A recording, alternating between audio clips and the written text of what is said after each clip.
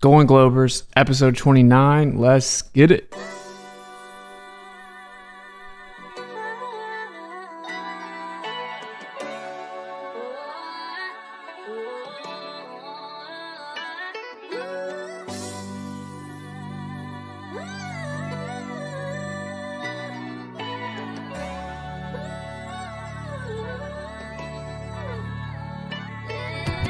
Days after days, pseudoscience just a big charade, making theories they just can't explain, on philosophically biased claims.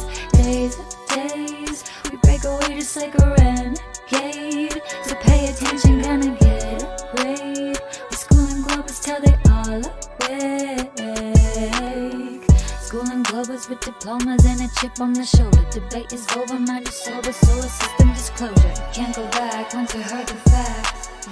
We make a pact, never take the vax. School and ballers and the followers that give them the dollars. They try to holler in the chat that you're a fraud, not a scholar. They hating y'all, that's why they attack.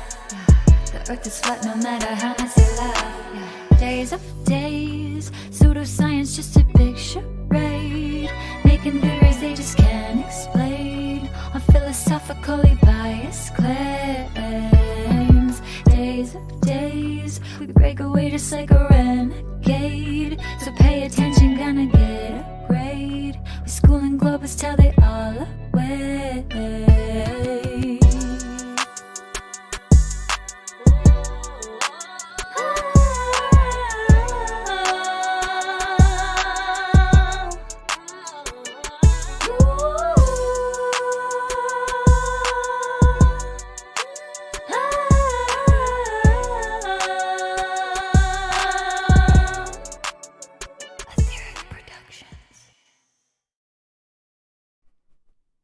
In a world. What's up, fam? We are a day behind, but some stuff popped up. But here we are. So Golden Globers, episode 29. And tonight, the presentation portion is going to be pretty short. So I'm just going to briefly discuss a couple topics. It's a topic that is pretty much FE 101. I think it's important. I just realized after this last debate I had on Modern Day Debate that it's crazy, but the vast majority of globe earthers, if you want to call them that, that are familiar with this conversation, right? They don't seem to understand this concept across the board. And I found that was pretty eye-opening. And I did kind of already know that to an extent. If you say, hey, can you still man a sunset on a flat earth? It's great to kind of elucidate and highlight that people that know flat earth's wrong don't even really understand the position. But we're going to cover the subject, and then I think the best way is to have people have an open discussion, including true earthers or truthers, and just kind of make sure everyone's on the same page about this. And that's basically going to be objects disappearing from the bottom up. And it does fall in line with last week's stream a bit, where we were talking about vision and is perspective Euclidean? And of course, we covered that perspective is not Euclidean, because if plane geometry was how we saw, then we wouldn't see things appear to converge, because that's not how parallel lines work in Euclidean geometry. So we are now going to cover a pretty basic part of this, and there's going to be a lot of information once we open it up. But if anyone has questions in the chat, just at me, or you can send a super chat. I changed it now to whoever donates the super chat, the actual message that you send will pop up on the screen, and that's the first link in the description. I'll pin it in the chat in just a second, and that's ko-fi.com/Witsit, and it'll pop up on the screen. So if you have any questions, you can just do that, and we're gonna get into it. So, are we streaming? Yes, man. Yes, man. YouTube? Yes, man. Can you please not wait? Just bro, this is the non-talk portion. Okay, so first I want to show this video. I think I'll actually go full screen here. And this is a video of Canigoo. And Yeah, Discord can see it.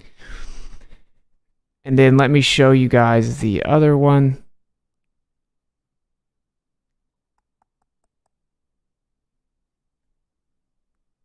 Here's another one. So from 1,000 feet up, you can see the Canada Mountains from 163 miles away. According to the globe Earth, the Earth itself should be blocking the mountains. There should be 10,000 feet of curvature. So you're 1,000 feet up, you're looking at 163 miles. There should be 10,000 feet of curvature, so almost 2 miles of vertical physical obstruction blocking these mountains. And of course, the mountains are 9,000 or so feet. So that means the top of the mountain should be over 1,000 feet below the curve of the Earth. The entire mountain should be completely obstructed. If you don't know, you can go to a specific location twice a year, once in September, once in February, and you can reliably see this observation because we know that's when the sun sets behind the mountains, creating the silhouette that we see here. So, of course, you don't see the mountains until the sun gets behind it. Now, obviously, on a plane Earth, that's because you have a direct line of sight to the mountains, and then the light from the sun is now being obstructed, right? And I found out that some people don't fully understand that part either. So, if you were to, some people say, well, how can the light be blocked by the sun on a flat Earth if the sun is actually up above it, and it's not actually physically below it? Okay, so just visualize this, and I'll pop over here, and I'll play it here as well. So visualize looking down a street and seeing a bunch of street lights, right? And we kind of showed that last week. I can pop up a picture, actually. And so let's come over here and show you the picture we showed from last week. Bang. All right. So if you were looking down the street to these street lights here, you see in the middle picture. Current slide. All right. You see how all those street lights are the same height above the ground, right? Let's say 20 feet. Say every street light's 20 feet off above the ground. They're all the same exact street light. Obviously, they all have the same height, and then they're built down the street. Okay. Well, it looks like they're going down, but they're not going down. Okay, now believe it or not, I've actually heard people say that's because the Earth is curving. That's obviously not what it is. All right, so this is just what perspective does. And if you see the bottom right, like we covered last week also, the sun does the same thing, and it is no coincidence. And so as you see the street lights going down, it's because perspective makes it look like that. Now, if they kept going, you keep seeing them from far away, they'd keep going down, right, until they got to where you couldn't see them anymore. Now, imagine if you were to hold your thumb out in front of you and put it in front of the streetlights at the end of the street. Like you're, say 6 feet, right? The streetlight's way above you, but you can block out the entire streetlight with just your thumb, especially if it's close to you. Now, say you take like a 5 foot tall trash can and you put it down at the end of the street or like in the middle of the street, whatever, it would block out the light.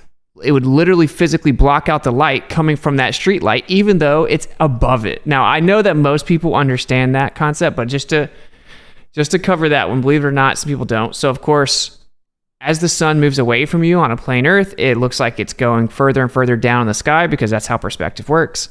And then the angle of view to that light source is going to be, lower than the mountains. And so you're going to get a silhouette. Now, the globe has to, of course, claim that this is refraction, which they claim for everything. Every time we see something that we're not supposed to see, they claim refraction. And people have become so accustomed to thinking that that's just an unfalsifiable claim because they can move their slider around. They can say, you can see anything. You can see around the whole Earth. And so people just say it. So instinctively, globe Earthers have been thinking that these mountains are lifted up because of refraction, because the light bends to the more dense part of the medium, and then that causes it to look like it's rising because the angle that it comes into your eye as it bends around the globe. The problem with that is, of course, A, we do not see the mountain as it's up in the sky. The sun's up in the sky. Now, again, on the plane Earth, the mountain is just a direct line of sight. The sun is setting behind it, and then you get a silhouette. And the reason you don't see the mountains before that is because light attenuation, right? So like you can't see the mountains because of the atmos in between you and the mountains, but now that you have this really bright light source behind it, you get a contrast because it's physically blocking that line of sight. And so now you get the silhouette. The globe model, of course, would also have to say the same thing, that the reason you don't see the mountains is because light attenuation. So that's the first easy to understand concept that would refute the claim that these mountains are being physically lifted up and are being refracted. Second, of course, and what I would have assumed would have been very obvious, is that the mountains, if they're lifted up, that means that the mountains are actually below the curve of the earth, behind the curve of the earth. Then a refracted image, so just light being bent and lifted up, can't block out light. You can't take like a mirage or an illusion because of like refracted image, which is just light, and then block out light and create a shadow. Obviously, you need actual material to block out the light, right? So obviously you cannot claim that. Now, what they will then claim is like, okay, well, the sun and the mountains are both below the curve of the earth, and just the sun is being refracted up. We have a major problem with this though, right? Because that means that you're going to have to explain why is it that on these very two specific days, there's apparently an astronomical refraction amount that doesn't match what they claim is typical, just so happens to give you this observation of the mountains. Also, you would have to actually see it all refracted up together. You're going to have to explain how, if there was any type of optical displacement with terrestrial refraction, right, that you wouldn't be able to see this contrast right here. And they obviously aren't refracting together. Also, as the light gets past the mountain, if it's bending around the curve, then that light's going to fill in the other side of the mountain. And the sunset's going to be much longer. The sunset's going to be longer on these days because the sun is refracted up. Now, that refraction actually doesn't work because of those reasons on the globe. But the funniest part of it is just look at the video. It's very obvious that there's mountains in front of you, that the sun goes behind it, and then the sunlight's blocked, right? It's all there is to it. It's all there is to it. Now, you can't just baselessly say the R word over and over and it somehow go away. All right, so this is one thing I did want to throw out here. I just want to make sure, like, it's very obvious. Obviously, the sun is just creating that contrast, and now you have the silhouette of the mountains. And it should be abundantly clear to everyone that's watching it. And to immediately believe that actually that sun isn't there, it's behind and below the curve of the earth, as is the mountains, is an insane belief to just automatically believe that. But it's like, okay, with the very second it begins to, right here, it's like, okay, how high up can the sun refract? And is it consistent? And is the sunset going to be that much longer?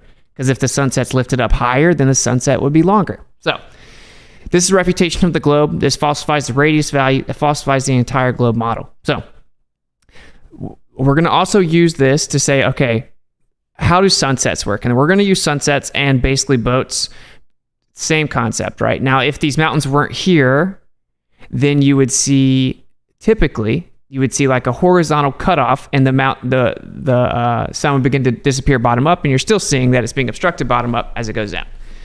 People claim that this is impossible on a flat Earth.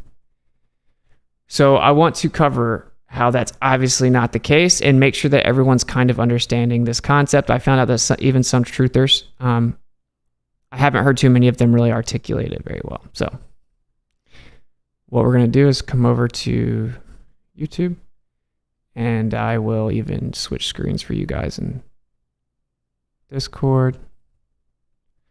Okay, let's check this out here. Now, this is a BYU Physics and Astronomy, and they do a little test on Rayleigh criterion. Let's check it out.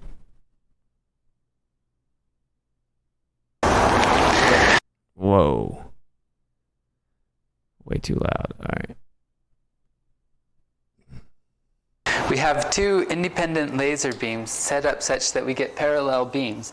And these beams are about 7.5 millimeters apart. Then the two beams travel down a long hallway, bounce off a mirror, and then come all the way back for a total distance of about 84 meters. By the time Of course, let's just notice that these lights also look like they're going down. and then come all the way back for a total distance of about 84 meters. By the time the beams have traveled that far, they've both grown into large blobs that overlap, and we really can't tell that we originally had two laser sources. So next we bring these beams through a lens so that we can image them on a CCD camera. We use these filters to attenuate the light so that the intensity is low enough that we get good exposure. We can control the diameter of the lens using this aperture we've placed in front. If the diameter of the aperture is wide enough, then we see the image of both laser sources on the CCD camera.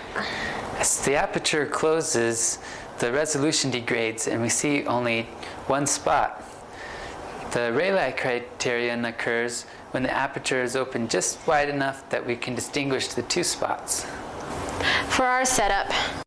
So real fast, let's make sure we know what's going on here. So this is about a diffraction limit. Basically, like based on the angle between these two light sources, eventually you can no longer resolve the difference between them. So although they are still the same distance away from each other, right? They look like they're starting to bleed together or merge together. And that's because you're losing resolvability of that middle portion. It fell below the resolution limit, so it's no longer resolvable.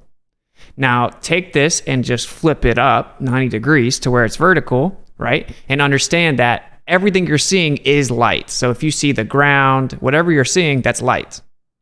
Everything is light. So now what's gonna happen if you have this laser, right, and it's moving further and further away from you, and therefore it's going down in the sky, it's gonna get closer and closer to the light that is the horizon. And eventually that distance between the bottom of the sun and the horizon is going to get so small that it begins to bleed into each other. And that limit, that angle, is going to be exactly the same all the way across that horizontal portion. So if you say this line right here, this is the horizon, right? As the sun comes down this way, as soon as it gets to the angle that you can no longer resolve, it will do that across the entire portion, which is why you're going to have the horizontal line of the sun. That's why everything's going to look like it's disappearing bottom up with a horizontal line, because it's now that angle from the bottom of the object to that horizontal line is getting smaller and smaller until it falls below the resolvability. It begins to bleed into it or disappear into it or vanish into the vanishing line, which would be the horizon. Okay? Let's just kind of watch a little bit more. Image of both laser sources on the CCD camera. As the aperture closes, the resolution degrades and we see only one spot. The Rayleigh criterion occurs when the aperture is open just wide enough that we can distinguish the two spots. For our setup, this aperture diameter is about 8 millimeters. Okay, so occurs when the see the image of both. We see them doing this here, right here. Now let's make sure you get a little bit of a image in your head here. This is the same thing. Now that does look oddly familiar, yeah. Okay, so just imagine flipping this up. And I can take a screenshot in a second, we'll flip it up. So this would be like the sun here, right? Now what happens is they end up merging into together. Now that line right here in the middle would be like where the sun is starting to hit the diffraction line, the vanishing line. Shout out to Watching Pilgrim. Been binging your shows and it's awesome. Probably a stupid question. If gravity was real, would it bend the light around the curve to some extent to make it? I'll change the amount of time that the super chats stay up, and I'll answer your question in just a second, brother. All right, and there's a few more depictions here. Okay, so now just what they're showing is that the angle between the two light sources left and right on the horizontal axis, right, is decreasing. And so that's why they're merging together that way. So all of these, for the analogy of the sun or a boat or anything moving off in the distance, you're going to flip it over 90 degrees, right?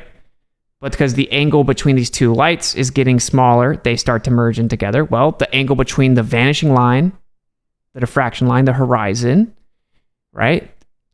The horizon properly denoted as a vanishing line, the angle between the bottom of the sun and the vanishing line is getting smaller and smaller until it begins to merge together, just like this, just like these two light sources. Let's see if there's another one that makes it very obvious. give you plenty of depictions here. You see, this would be the horizontal place. Isn't it a coincidence that it gives you a horizontal place where it begins to disappear evenly across the entire light source? Right? Now, this obviously looks a lot like the sun. And I will show you a video of the sun in just a second. Here, this is one of my favorite ones. And I'll save this image, and then we'll flip it around in just a second. Same here. Okay, so you see what this looks like. It's bleeding in, and actually, if we get a high resolution one, and I'll find it in a second, you'll see that it actually it looks like it melts out a little bit at the bottom because it's blending into that horizontal line, right, which is longer than the width of the bottom of the circle. I know it's a lot more visual, so I'm saying things that you need to see, but we're going to make sure you guys understand it when it's all said and done. But this will be somewhat redundant. I'm going to say a lot of things in different ways. I want to make sure everyone's getting what we're saying here. Because the claim that things can't disappear from the bottom up on a plane Earth and that sunsets are impossible is not only objectively wrong, but it would have to do that. It would have to do that on a flat Earth. So if you see here, this looks identical to what we see in that experiment. As you start to see them merge together, it looks exactly the same. And like I said, I'm going to get a higher resolution for you so you can really see them side by side. I have shown this on my channel before. So this is, of course, the sun, right? And it's melting into that vanishing line, right? Now, it looks like it's melting into the water, right? Now, what is so interesting is another part that people need to get, right? So there's light, which is information that's entering your eye, and it's allowing you to see the sun, to see the clouds, to see that boat, to see the water, everything. And every little bitty point on everything you're seeing has its own angle in relation to your eye and in relation to that horizontal line extended out from your eye, in relation to the horizontal vanishing line. Now, what we've discovered last week, and we'll cover some today as well, is that actually at the extremities of this line that comes from your eye, it begins to curve from all angles and compress into the middle. But we have a horizontal vanishing line here, and then the sun is basically melting into it. That's all it's doing. So it's not disappearing behind a physical horizon. It is disappearing into the horizon, right? It's actually vanishing into the horizon or the vanishing line. That's what's happening. Now, all this information is making its way to you, and it's going through the atmos, right? So this is a secondary point. And both are applicable, and you can't take one and try to straw man anything. They're both relevant. The information's coming to you through the atmos, and it's being absorbed by the medium. This is called attenuation. And the rate at which it does that is dependent upon things like turbidity, right? How turbulent the air is, and the density. So you have a certain amount of information that's still resolvable coming to you, and then that's all coming through the atmos and attenuating, so only a certain amount of that you had left over, the resolvable information, gets to you through the medium. This is just a super cool sunset in general. That's why I use this one. So shout out to our Key of Life. As always, I always tell you guys to sub him just to show him some love. So you see it disappears above the horizon here, which goes to show you this isn't just some physical curve of the earth. Now, this is something else that's important to understand. You have flat water here, and then you have like waves. You have the ground looking like it's ramping up in this situation, the water. But see, the horizon isn't like just the water. It's where the sky and the ground appear to meet. And if you zoom in towards the horizon of any video, you'll see that there's like a blurry gradient. There's like a horizontal vanishing line, and there's a blurry gradient. It's fuzzy, and it just kind of merges together, right? And that's exactly what you would see on a plane. And when people say there would be no horizon on a plane, just ask them, okay, would it be all ground or all sky? Because it's where the ground appears to meet the sky. So, of course, there would be a horizon. Usually they'll then move the goalpost and say, oh, but it wouldn't be a hard, distinct cutoff. It would be a fuzzy, like blurred together section. That's literally what we see. right? And the reason you see what looks somewhat like a hard line zoomed out is because, well, there's a huge color contrast between the sky and the ground. So obviously there's a huge distinct difference in color, and as you zoom in, you'll see that it starts to merge all together. These colors begin to blend together. So anyway, just to watch the end of this disappears up above the horizon. This is because we have light attenuation, and we also have like reflecting mirror zones, diffraction line mirror zones. And the information has to get to us, and it's just disappearing into that vanishing point. It's also being attenuated as it comes to us, right? Now, we do normally see more of a crisp horizon with this anyway, but if you look here at the top right, you will see the same thing. And I'll screenshot this too and zoom in a second. But if you look really close, you can see that the sun is going right towards the eye line or the vanishing line, right? And it's starting to melt into it. So let's just read this here. If you have noticed the inverted reflection of the sun in the sunset picture, and that's because based on a certain section, you can get like an inverted reflection, basically. This brings us to the inferior mirage and a brief discussion of refraction. Depending on atmospheric conditions, an inferior mirage is sometimes seen below the horizon or eye line. This represents the light bouncing upward to strike your eye inverted as reflection. Now, we're not going to get into the fact that I don't think light's actually that it's actually traveling. But if conditions warrant, the viewing angle of the information below your eye line, the bottom 50% of your vision, is receiving light from an object near the resolution limit or horizon. Now, that's just an additional part of all of this, is that we're looking through the Atmos, and it can drastically vary how we perceive the light through it. It is nothing like this open and closed, always bends around the globe to save my model, right? That's not how it works. It's much more complex than that, as is perspective. But anyway, just to recover, I'm going to go ahead and open it up because I don't want to go too long. I want to make sure that everyone kind of understands what I'm saying. So we watched them actually do this, and I'm thinking I may watch this one more time before I open it up. But we saw that the pictures here, when inverted, you're going to see that what happens, and I'm going to explain it one more time because I really want people to get this. To me, it was kind of baffling. I found out that no one gets it on the globe side for sure, right? And that's wild. So what happens is you have these two light beams, and actually what we'll do is we'll just play this and I'll narrate it. So you have two lasers in this video, okay? And they have a certain distance between each other. And what happens is, as the angle between the two begin to get smaller and smaller because they're changing the aperture, right? They're changing the diameter and aperture of the lens. So what happens is the angle that it can resolve is changing, right? Like the smallest angle that it can resolve, they're changing it by changing the diameter and the aperture of the lens. So what that's doing is causing the lasers to start to bleed together, to merge together, because you can no longer resolve the difference between those 2 points because of the angle between them in relation to the diameter and aperture of the lens. Our eyes are the same way. That's actually how we make cameras, of course, right? We try to replicate the eye. Now, if you really want to get technical, the eye is one of the most complicated things that exists in your body, and it's well known that we don't fully understand how the eye operates. But what we do know is that there's a direct relation between resolvability, right? Something being resolvable in your resolution, limit, and aperture.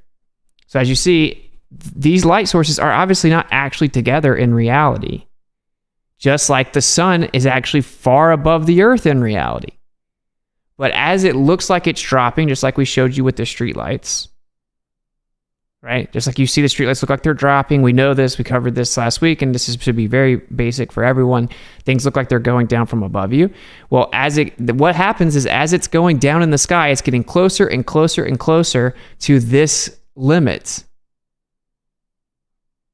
right?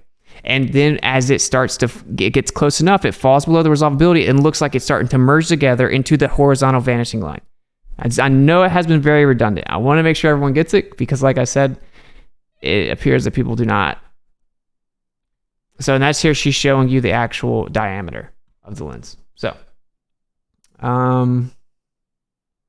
that is, I'm going to stick there. I'm going to stick there and we're going to open up. But I'm going to answer any questions that people have, and I'm going to change the time of the super chat. So if you super chat, I'll be able to read it as soon as you send it for the most part, unless someone's in the middle of speaking. And so if you have any questions, do that. You can also tag me in the chat. And let me come over here. Yeah, I think that I think I was pretty redundant with that. I don't even want to go too much into other stuff quite yet because I want to make sure everyone gets this. So I want to check the YouTube and make sure we're all on the same page. The boat is going to disappear from the bottom up because, here, let me share screen. Okay. A boat's going to disappear from the bottom up because it's going to get past the vanishing line, which means that the angle between the bottom of the boat and that vanishing line is going to get smaller and smaller and smaller until the angle between those 2 points is so small that you cannot resolve it. That's why with your naked eye, it'll look like a boat goes behind the horizon, and then you can pull out binoculars, you can see the boat again. Then it'll look like it goes behind the horizon. You can pull out a camera, you can see the boat again. Okay, that's because you're changing the actual resolvability, like the capability of resolving what's in the distance based on the angles is changing based on your optics. So, of course, at no point in time did the boat go behind a physical curve of the Earth, because we know that it'll look like it's going behind the horizon, but it's not. And the reason that it disappears from the bottom up is because it isn't like just one angle, the boat and then the horizon in relation to your eye. It's the bottom of the boat has an angle, the middle part of the boat has an angle, the top part of the boat has an angle. In fact, the boat has millions of little points of light with their own angles, because that's all information coming to you, and it's going to be horizontally cut off because that angle is the same all the way across the boat if based on where you are up and down vertically on the boat. I'm hoping that you're following me. But so then, of course, the angle between the bottom of the boat and the vanishing line or the horizon is going to be smaller than the angle from the top of the boat to the vanishing line. And so you're going to lose resolvability at the bottom first. It's going to melt and merge into that vanishing point. And then we also have attenuation, which means the information that is there that's still resolvable has to make its way to you through the Atmos, and it's being absorbed, which is called attenuation. And so if it's more turbulent, then things are going to disappear sooner because you're not going to be able to get the information.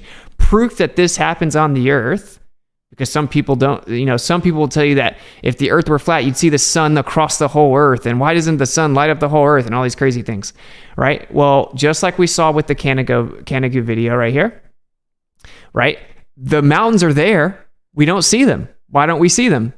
Until the sun gets behind it. Because the light that's coming to you that you would be able to see the mountains with, it's being absorbed and attenuated into the medium, so you can't make it out. But then you get the really bright light source, the sun, behind the mountains that gives you the silhouette. So if you understand these two primary concepts, then you would know, well, where are things going to disappear first on a flat Earth? They would have to disappear from the bottom up, because where is attenuation the greatest? Well, wherever there's more density and more turbidity or turbulence, atmospheric turbidity. So wherever there's more turbulence and density, then that's going to cause the light to be absorbed faster into the medium. Well, where in the Atmos has the most turbulence and the highest density? The bottom layers. So that means the attenuation rate of light is the greatest at the bottom, indisputable fact. And we know that the angle from whatever you're viewing to the vanishing line, the horizontal vanishing line, is smaller at the bottom of any object than the top. Indisputable fact. Okay, so if the Earth is a plane, things would have to disappear from the bottom up. Right? And so now I'm going to end up opening up, and what we're going to find out is this general concept has been completely bastardized. Like no one even seems to ever think it's important to acknowledge these things. And all of these globe Earth refraction claims, they don't even talk about attenuation. It's not even anything to talk about. The turbulence of the atmosphere, for example, never even considered. Who cares about that? And they don't want to talk about exactly how this relative resolution angles in relation to the information being attenuated, how that factors into what we see.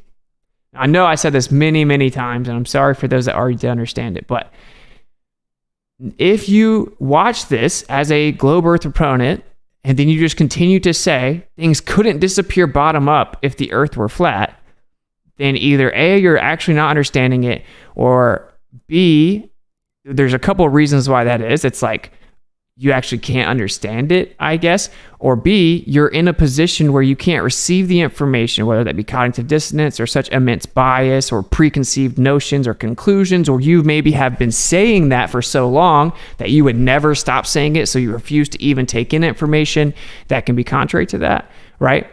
But I encourage you guys to just be honest about it, and please stop saying it. To the flat earthers, we're going to try to phrase this in so many ways tonight with so much additional information that everyone's going to know exactly how to convey it to people very simply and concisely so they can understand it, right? And I would say it's just very simple. Just like street lights go down in the distance on a street, even though they're all the same height, the sun looks like it's going down in the distance because it's further and further away from you, and it's getting closer and closer to the vanishing point, the vanishing line, right, which is the horizon, and then that angle is getting smaller and smaller, and so it starts to vanish into, not behind, but into the vanishing line or horizon. So, okay, that was probably 40 times each point, so just hoping that it's pretty understood. I'm going to go ahead and open it up. Like always, if you want to join the stream, there's a link in the description. It is the third link in the description. If the mods will help me drop it periodically in the chat, that would be very awesome. And it'll take you right into this room. If you're a globe earther, you can pop up and get precedent. But again, the rules are the globe earthers don't get to come up and just say, well, then why don't you fall off the edge? Why are all the other planets spheres? Why does this even matter? We're talking about specifically objects disappearing from the bottom up, and our vision, and how things work regarding our vision when we look out on the Earth, right? That's what we're discussing. Question whenever, Go ahead. if it's open. Yep. Yeah, just about Rayleigh's criterion.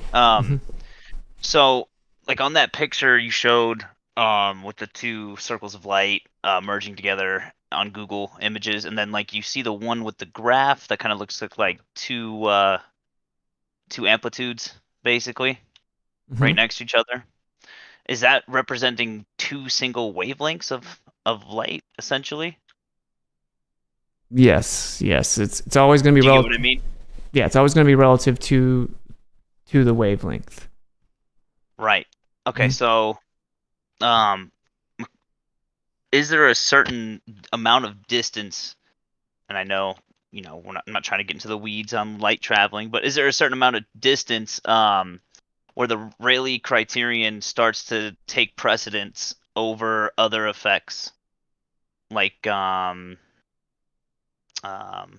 or is it all connected? Like you need to know Rayleigh's criterion to even talk about like refraction, diffraction, looming, superlooming, like all that stuff. Like I never actually heard it explained in this manner before, so I'm just curious. So I would say like that's like the baseline. That's always going to be the baseline, because no matter what refraction does, no matter what attenuation there is, none of that matters if there's no information to receive in the first place, right? Like if there's no resolvable information, then whatever refraction would do to the light or information wouldn't matter, because there's nothing to refract. There's nothing that you can see to refract. So the very foundation would be angular resolution, like how resolvable it is. But like I said, basically what the globe earthers will do is they'll try to pick one part of this and then just talk about that, and it's all relevant. So I would say that's the foundation, but then you have things like the rate at which that information is going to be absorbed before it gets to you. Because if there is a resolvable information, but like it's being absorbed so much that it can't get to you, then again, you won't actually even be able to see it. It would also be proportionate to distance, right? How far away the light source is to you. So both of those things are based on distance away from you. And of course, conveniently, if you say the Earth's a globe, well, how far you see is going to be based on distance away from you as well. What we see is that it consistently changes based on these very conditions that we're discussing, and they say, it's just actually an illusion that it looks like it's not blocked by physical curve. So I know that was a long answer, but it's the foundation, but then all the other things have to be taken into account as well, I would say it's the primary thing. And gotcha. I'm going to open it up to everyone that wants to throw anything or thinks I didn't explain something well or whatever. But basically, if I was going to make a question for tonight, it is the angle from the bottom of an object that you're viewing, is the angle from the bottom of the object that you're viewing in relation to the horizon smaller than the angle from the top of the object to the horizon? That's the question. The answer is, of course, yes. Of course. Right, like if I have this horizon and I have an object, is the angle from the top of the object to the horizon bigger, or the bottom of the object to the horizon bigger? Right? Okay. It's obviously going to be bigger from the top. But yeah, I don't know. Whenever I had this debate, I saw like every globe earther not even understanding this. So I'm like, wait a minute, this may be something that we're overlooking here. How could you not get that? It's observer height. Like, yeah, in relation to the vanishing line. Yeah. Right. All right, let's. And once it hits a certain point of compression, it's not going to keep compressing linearly. It's going to compress at like a rate that's going to get greater and greater, somewhat parabolic. And so at a certain point, you just lose all resolvability because it hits a point of no return, right? You're way past 0 point as far as resolvability goes. It still technically is compressing more and more or decompressing, but you can't tell because you just can't resolve it. It's beyond the angle shoots off essentially into an unresolvable range. Yep. Yeah, and exactly when you get into it's not like this perfect Euclidean straight lines forever, and it starts to become like this exponential drop off at the end because it's all converging into your limit, then you're going to have a point where it's just gone. Let me read this donation from David. Awesome stream, bro. Have you seen the perspective presentations by Liefeld Short? If so, what's your take on his opinion that standard refraction actually bends light upwards and thus seen lower and helping compress info, as opposed to being refracted downward and seeing higher? I don't know. That's interesting. I'd have to see his exact argument and all of the information, but I wouldn't be surprised. I do know that what they claim, how it's so open and closed, what happens, is definitely not the case. But I would have to see exactly what his information is about that. But thank you for the super chat. And let me read these other couple ones so we'll be caught up. Luke C., thank you for the $25 super chat. Just a bunch of coincidences, people. Come on. Yeah, the coincidence there's. Thank you for the support. And been binging your shows, and it's awesome. Probably a stupid question. If gravity was real, would it bend the light around the curve to some extent to make it look like we're seeing a 163-mile away mountain? They would say that the gravity of the Earth is not nearly strong enough to bend the light around it. I've actually asked this question, and they'll say, well, technically it does a little bit, but not that much. Because I thought that it would have to, if their belief is, but no. Anyway, their model says that it's nowhere close to strong enough to bend the light that much. It would basically be negligible on the Earth. Thank you, though, Watch Pilgrim, for the $10 tip super chat. Much love. All right, cool. So yeah, I know Toby threw something in. Toby, Shane, Alan, any of you guys that want to like add something to the general concept, and then we're just going to kind of build from there. But I just want to make sure people kind of grasp what we're talking about. Like, do you think I explained it decently enough, or do you think that there's a better way to phrase it, or stuff I'm missing? No, I think you got it. I think it's just repeating over and over again until we can get it home, right? We have the angular resolution limit, and we have the rate at which things appear to drop, right? Those are two very important limits that you can use to derive the other limit. But also, it should be noted, right, that they've attributed what we now know is optic depression, let's say, to curvature. So that we should put out a contest. Like, have you ever seen Earth curvature and angular resolution drop with distance at the same time in the same frame? Could be that they're the very same person. Hey. Second. So I guess I have couple stuff. I guess the rock fin didn't work, so sorry, we're just on YouTube and Rumble. But let me read off the Rumbles real fast. Alejandro3214, thank you for the $10 on Rumble. Witsit, just discovered you in the past week. I respect you a lot. Will you be having a discussion on the flat Earth with Robertson Genis anytime soon? That would be cool. Actually, I need to reach out to him and tell him I want to set that up. It just sucks because I can kind of see the inevitable there, and we can have such very productive conversations on what we do agree on. But yeah, actually, thanks for reminding me. I will try to set that up. I know people want to see it. Thank you for the $10 tip. And then Alejandro, again, $5. I can't imagine going back to Globe Earth. All this is undeniable. Is there any video or stream you can point me to for your religious views? It's clear you're a critical thinker, so I'm very interested. Yeah, I don't like the word religious, but I do think there's truth to the scriptures, and it takes a lot of diligence. I think that the Creator just, it's about if you sincerely are pursuing truth, right? It's not about like you have a certain amount of knowledge or got a certain amount of things right that you pass the test and get there. But I do think the scriptures contain the truth. I do think that Yeshua was the Messiah. I do not think anything that modern churches typically say, but you can go to Kingdom and Context if you want to get, I agree with him on most things. Like I would actually be hard pressed to think something I don't agree with his interpretation on. And he puts them in context, the scriptures, that is, of course. So other than that, I have a show called My Testimony, I think. And then I also have a show called like Christianity Exposed. So there you go for that. But thank you for the tip on Rumble. All right, if you want to share a screen or whatever you can, what I'm gonna do is I'm gonna pull out some of these things. But what do you guys think about how the lasers look a lot like a sunset, huh? Yeah, absolutely, man. It's Yeah.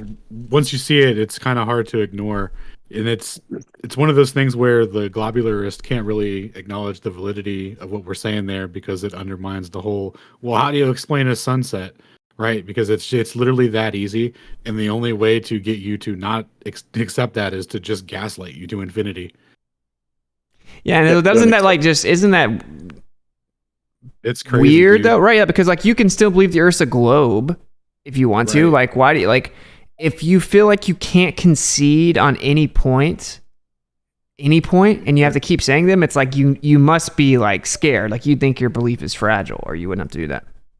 That was a big one for me that I would see because I would talk to like some high level academic, people, and their response to like just like a sunset debunks flat Earth. Like, bro, like how do you not even acknowledge what we're saying? Because like it's just dead giveaway that they can't give anything, and it all hinges on that. It is that fragile.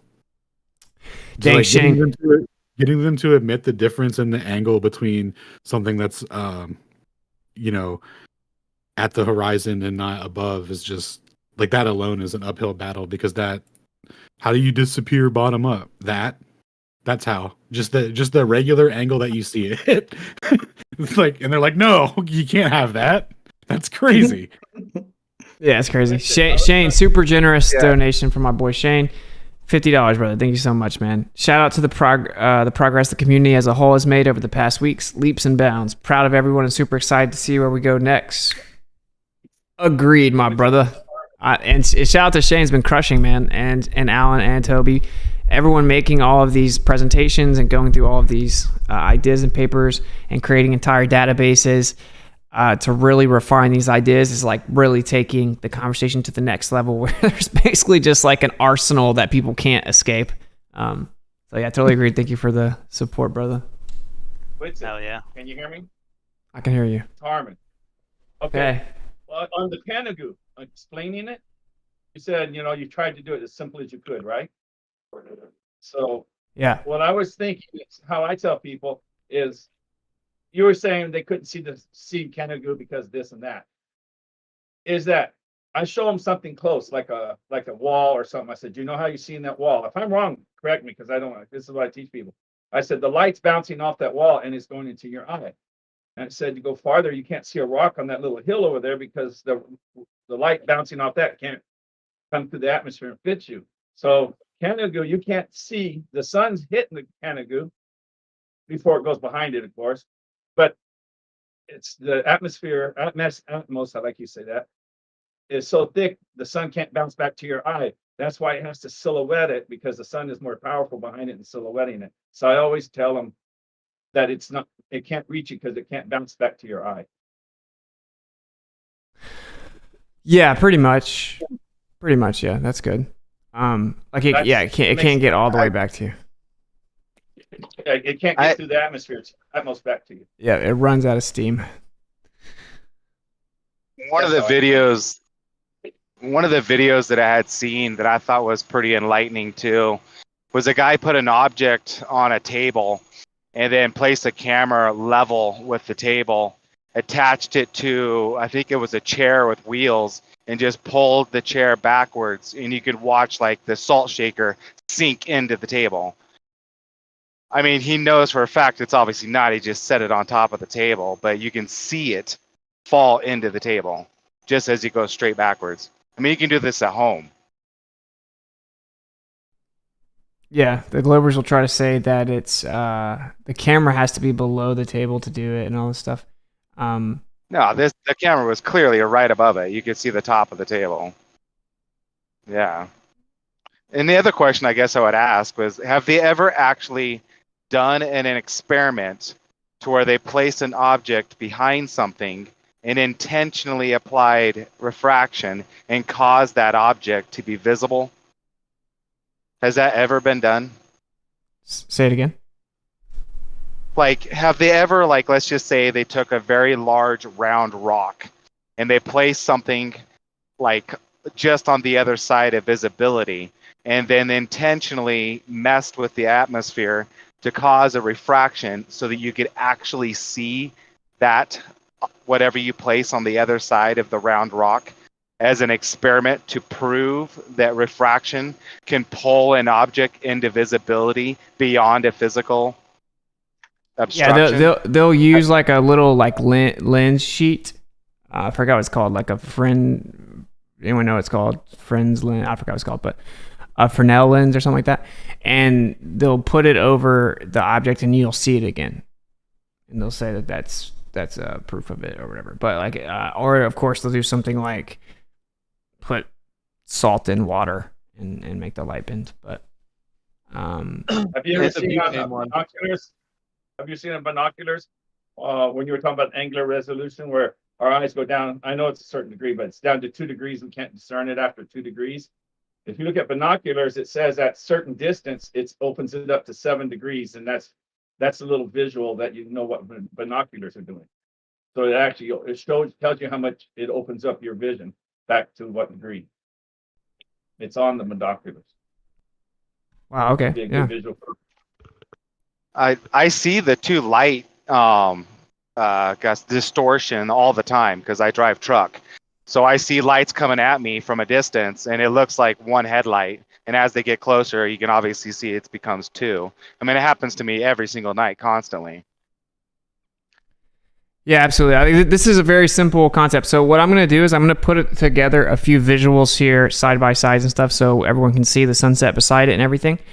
But what I will do is I will flip it over to Shane if you want to kind of explain. It's up to you, but kind of explain the whole like hijacking of this in our eyes and saying that it's curvature.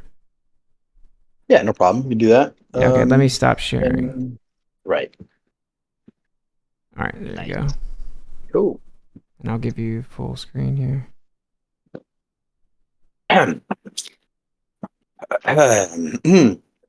So I did just update the database with all this new stuff, some new memes, some new info, some new derivations. So get ready to get it going. We have the basics, right? So essentially, you have the relationship between the 3 important variables. We have the angular resolution limit, the Rayleigh criterion, which can be, for the human eye. It can also be for any different number of different optic viewing devices, and that would change the degree or correspondence to the limit accordingly, right? So that's the angular resolution limit. Also, when you can no longer resolve 2 things into one thing into nothing at all, right? That limit. And then you have what the good old curvature, which would be 8 inches per mile squared. Backwards drive would give you a drop rate of over 0.666 feet. So we have those 2 major variables. Then you can always derive the spherical radius or the limit of your view, right? Because we're using that as a sphere, we can use an arc. And when we take the arc of that length, we get the arc length of that lower horizon. That's where we get the radius from. It's also worth noting that when you start, You can choose, which way to start from to derive the criteria from the Rayleigh criterion, or to derive the radius, or to start with the radius. And it turns out, if you start with the Rayleigh criterion, the one with the highest degree of specificity, then you actually end up with the result with the highest degree of specificity. So because of the nature of algebra, when you're going to derive it, you would only derive a mathematical approximation depending on, how deep you go with your decimals. But essentially, if we look at, let's look at, there we go. Like the wavelengths for light, you can choose any one of these, right? Anywhere from 700 to 400 to plug into the actual Rayleigh's criterion formula to get it started. Right, because the Rayleigh criterion isn't a variable; it's a formula. It's the wavelength. You have a question? Are you showing something? Uh, Like a formula thing here? I was showing a picture. Oh. You not see it? Yeah, you looking at his screen share? Yeah. There we go. Sorry. Apologize. Didn't mean to interrupt. No worries, man. So, like, Rayleigh's criterion is a formula, right? It's this relationship that you have to solve. So, when you start with that, if you choose to put in one of these wavelengths, then you'll get a much higher degree of specificity in your result. So again, you can choose any one of those to get the more or less the radius will result from all of them, but the correct absolute closest value to the 8th decimal place will probably only result if you choose one or two of them, right? So we can do it backwards, we can do it forwards. Every which way you want to derive it, it always equals the same. So like, I don't know how you can argue not only with the, let's call it the triumvirate or the trifecta, right? These three variables are algebraically equivalent. They always will break down, reduce, and or equate to each other.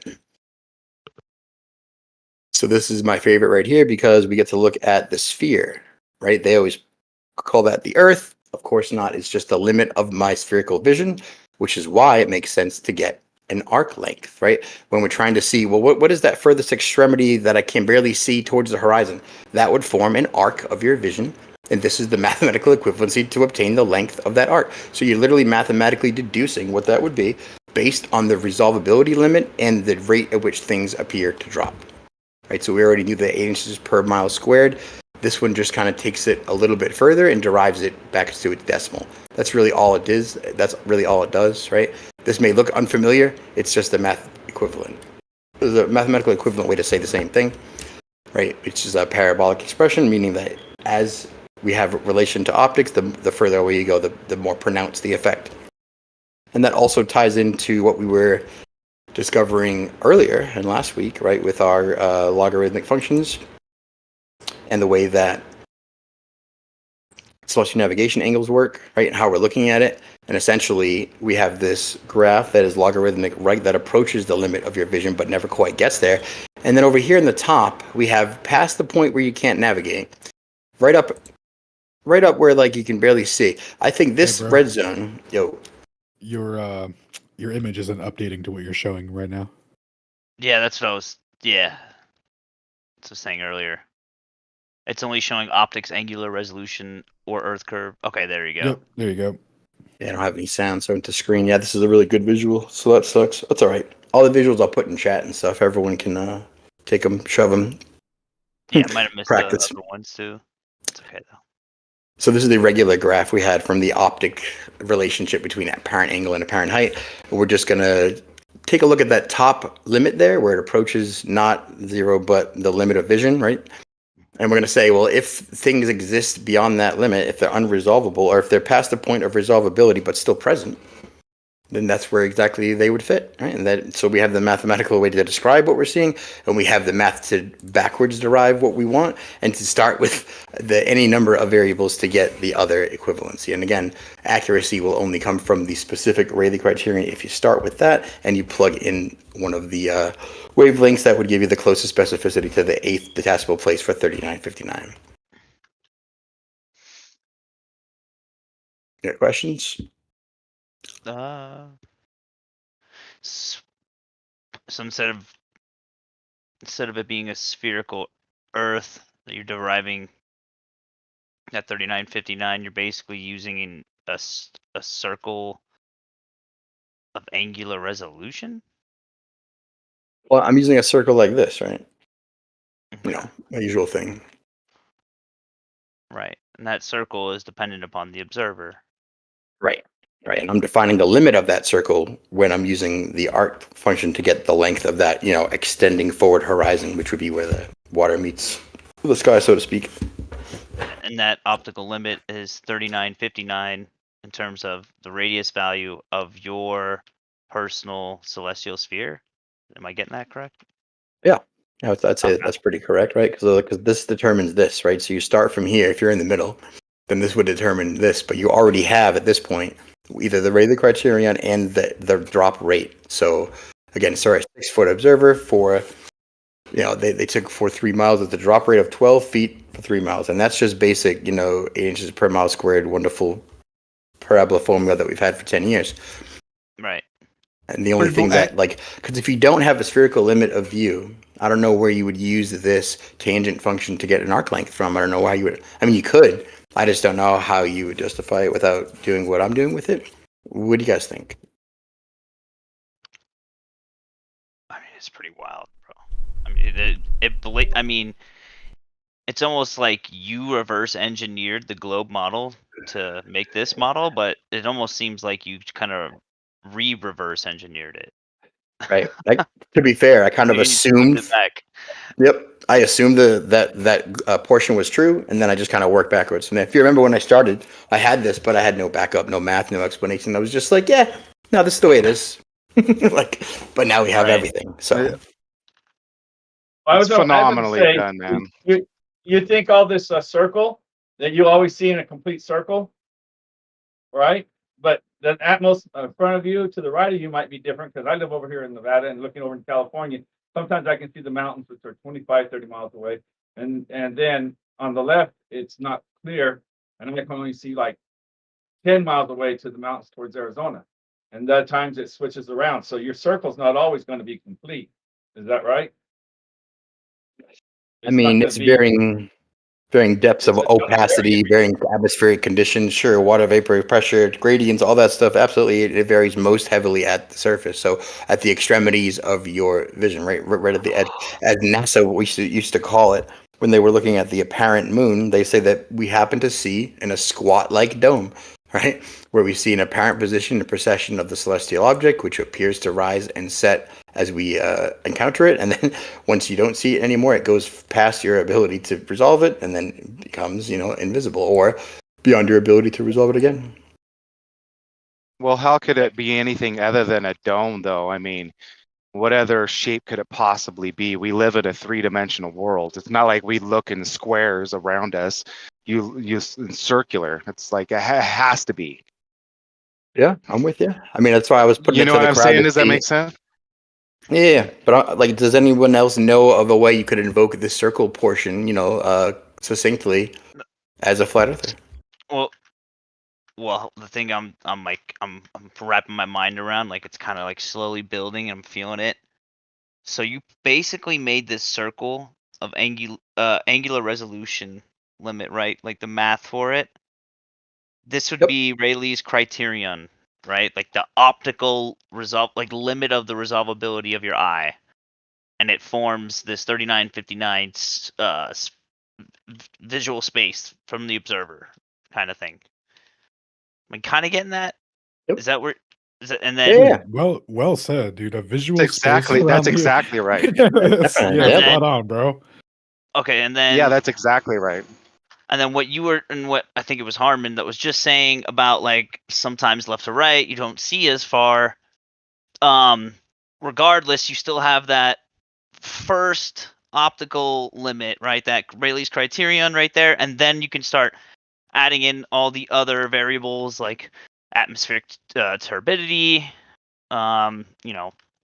temperature, etc. That also attenuation of light, yada yada. So it could be the resolvability could get lower than the 3959 of your vision, but you're never going to increase it based on this model. Like this is the actual limit, right? There's nothing that you can invoke that makes you see farther than this 3959 spherical visual space. Well, no, there's lots of stuff. You can change all the variables, right? If we're looking at the human eye, we're looking at surface level, we're looking at 6 feet. If any one of those things change, then the result will change dynamically. Aha! You be So taller, this you is can. so this is just the baseline for the naked eye for average observer height of 6 foot. A person that's Correct. am I getting this Correct. correct? Correct. Yeah, I got that's you. the variables that we use, right? So that would scale dynamically, right? We would always still be able to get the radius, it turns out, because proportionate scaling and covariant scaling we're very familiar with, right? Always leads back to a factorial, which would be the same result proportionately, as we like to say. So we are using, right, a 6 foot observer for the horizon length of 3 miles. We're essentially using the old, was it 1.22 over the square root of the observer's height in feet to get the horizon distance? We're double checking that with the 8 inches per mile squared. Again, 6 foot observer height all the way through to get the same drop rate, and then we're using those two things to derive the radius of our spherical vision, for sure. And here on the database here, I have every which way you can start with one, get the other, start with two, get the first, Right. start with the radius, derive the backwards. But it is kind of worth noting, if you don't start with Rayleigh's criterion, you'll have a less accurate answer because the other variables aren't as specific. So Rayleigh's criterion is like fucking pinpointed to the point where that will give you the most specificity. Almost like when they chose to make the pattern, the one color length that they put in was, what would yield those results. That's all that happened, really. Not our choice. It's also, it's going to vary depending on someone's, like, how strong a vision they have.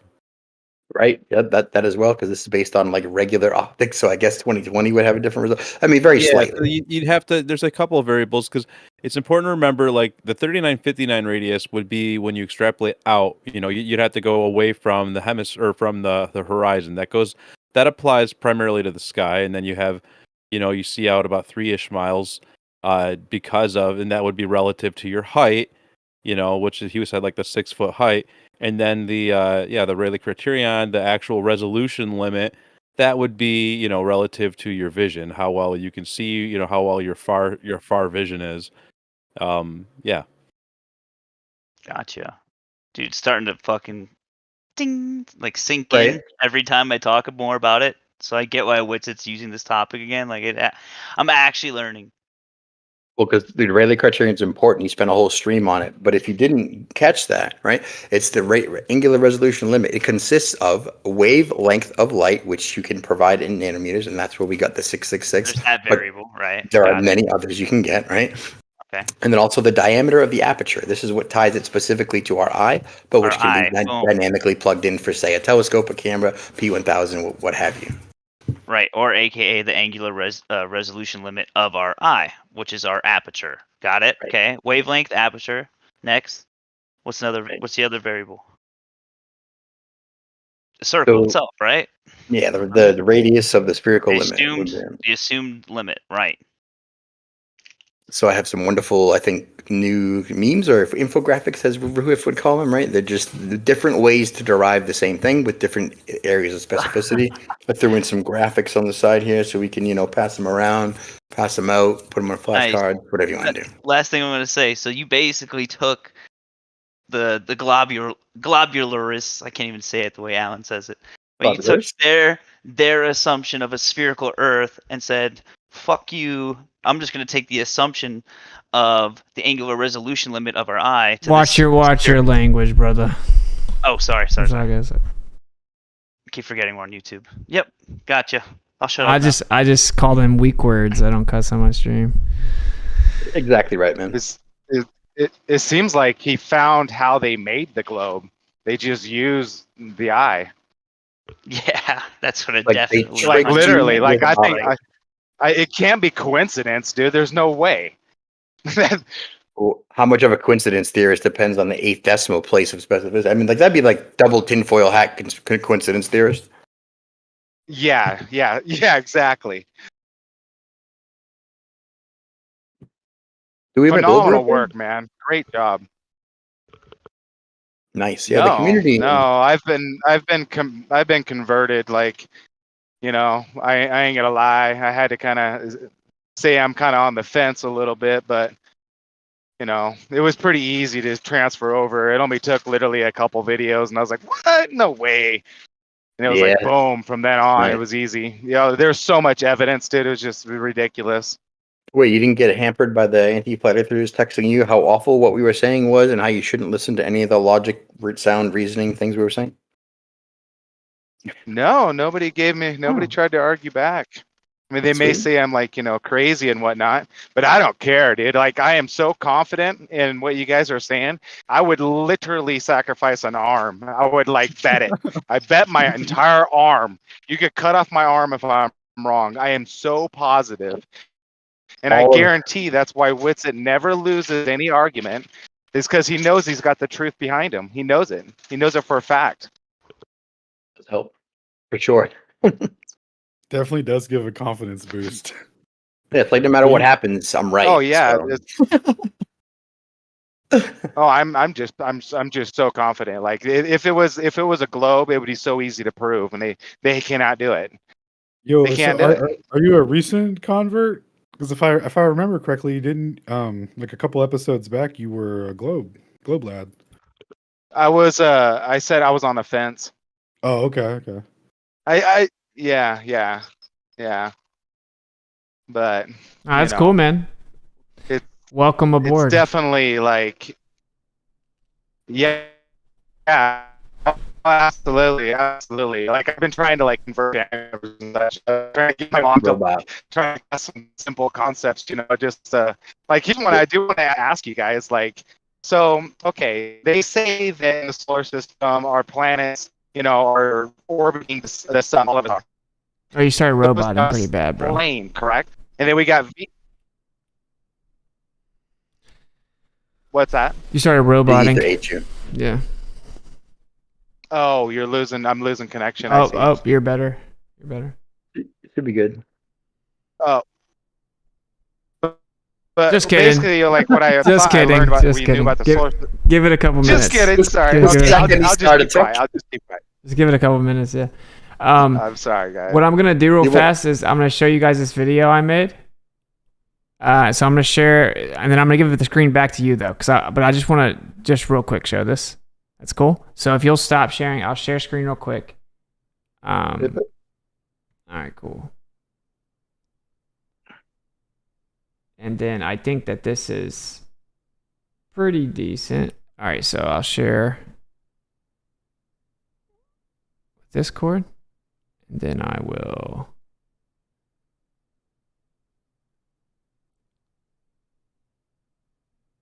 share with the screen. Okay, so whoa, wait a minute.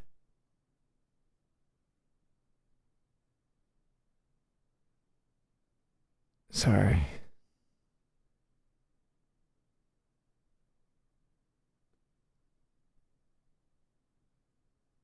Okay. I did not do this the best way, but we're just going to try it. So I know Discord can see it, and then the stream should see it as well. So we're going to play it at the same time. All right.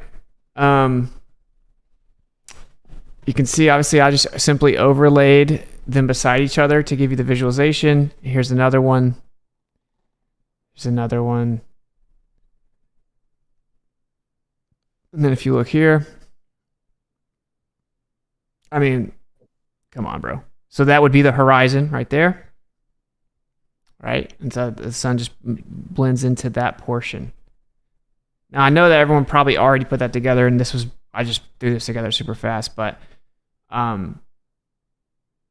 just draw that black line over the video, Rakia's video, and then that's the same thing. It's the exact same thing. So, okay. Anyway, that was really bad. Let me, all right, I'm giving you back the screen. So hopefully people at least could see it. I mean, I didn't realize it was that bad of an edit.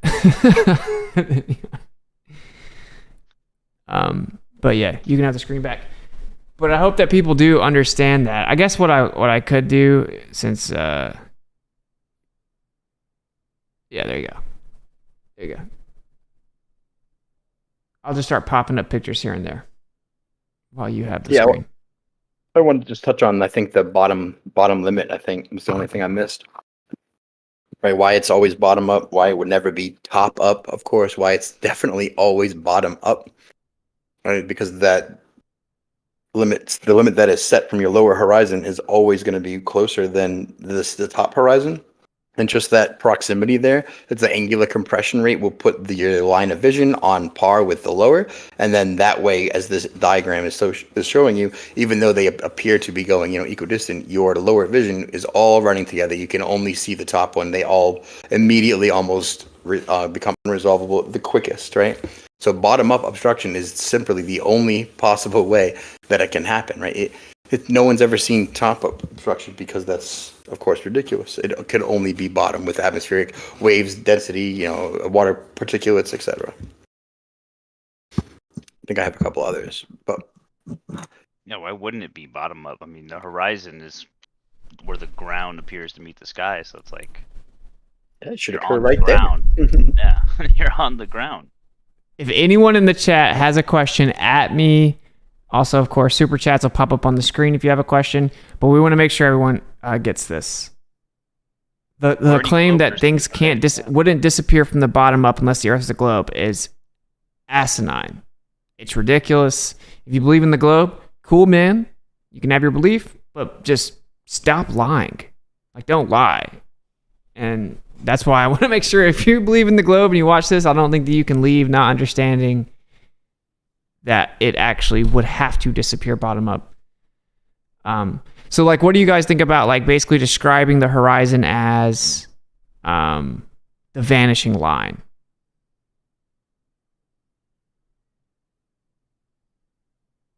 So that's what I agree. I think that's a perfect description. Yeah, that's what I like the vanishing point. Like the movie, they made the movie Vanishing Point too. Hope you know that, 1973, but it was about cars. Yeah, and I remember that movie. The problem is that vanishing point, for one, like everyone has this very specific understanding of it in like art and perspective, and secondly, it's like not just a point, it's a whole line, right? But right. Point might just mean leading, huh? Yeah, sort of. I mean, it is. That's what it is. It's just you have like tons of points horizontally, right? I can call it vanishing line. I have no problem with that. Vanishing line. Okay. Dude. What else do you think you would want to show, bro? You're showing Canva. If you want to show any Yeah, visualizations, I think that visualizations really help people with this. Yeah, I made a bunch. It's just my folder icon is broken. I forgot to restart. So I was like, oh, can I see it on Canva? No. Someone's got a question for you too, Shane. In chat. They said, why'd you pick 0.0217062 for the angular resolution limit? That's he said that's not the angular resolution limit of your eye, but Well, it gets a little bit less accurate depending on where you start with the mathematic derivation. So that one probably would have been the less accurate. Definitely didn't start with Rayleigh criterion. And also the conversion with radians will always produce a decimal to some degree. So this is the part I knew that needed to be addressed, right? So like, first of all, there's like a range. There's a range of visible light. So it depends on exactly how you're going to go about this. If you pick a wavelength, right? Well, there's like a range of it.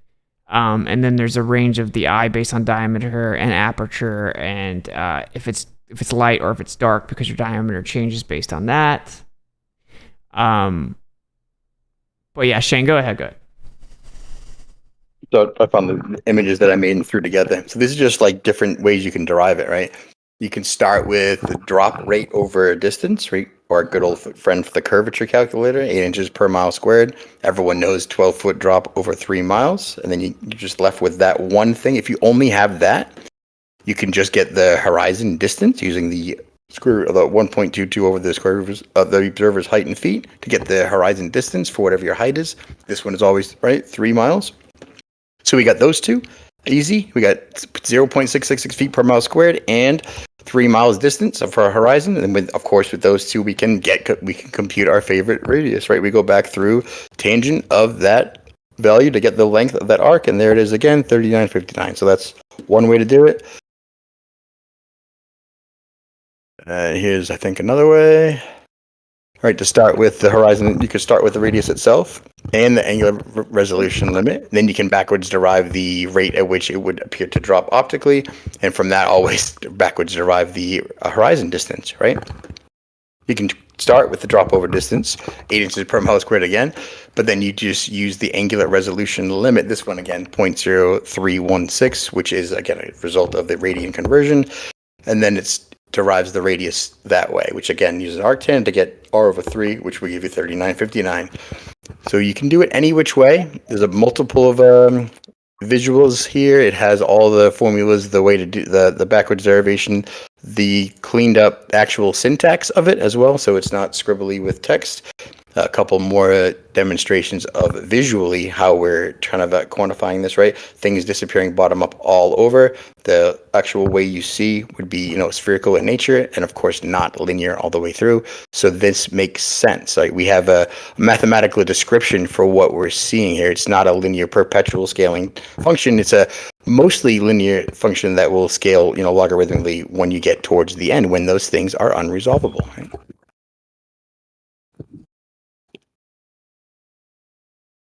Oh, the Rayleigh criterion is the middle part.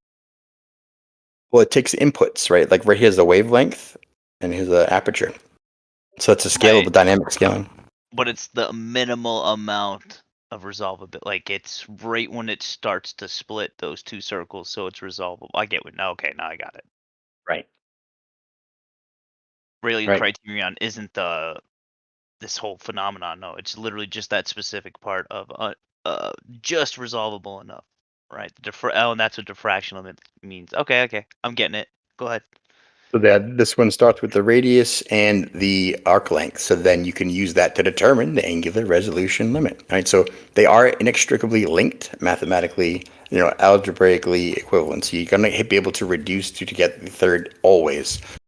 It's a wonderful like relationship that exists that wouldn't exist in reality unless, you know, it first of all was dynamically correct, and then second of all had been used to great effect against us, right?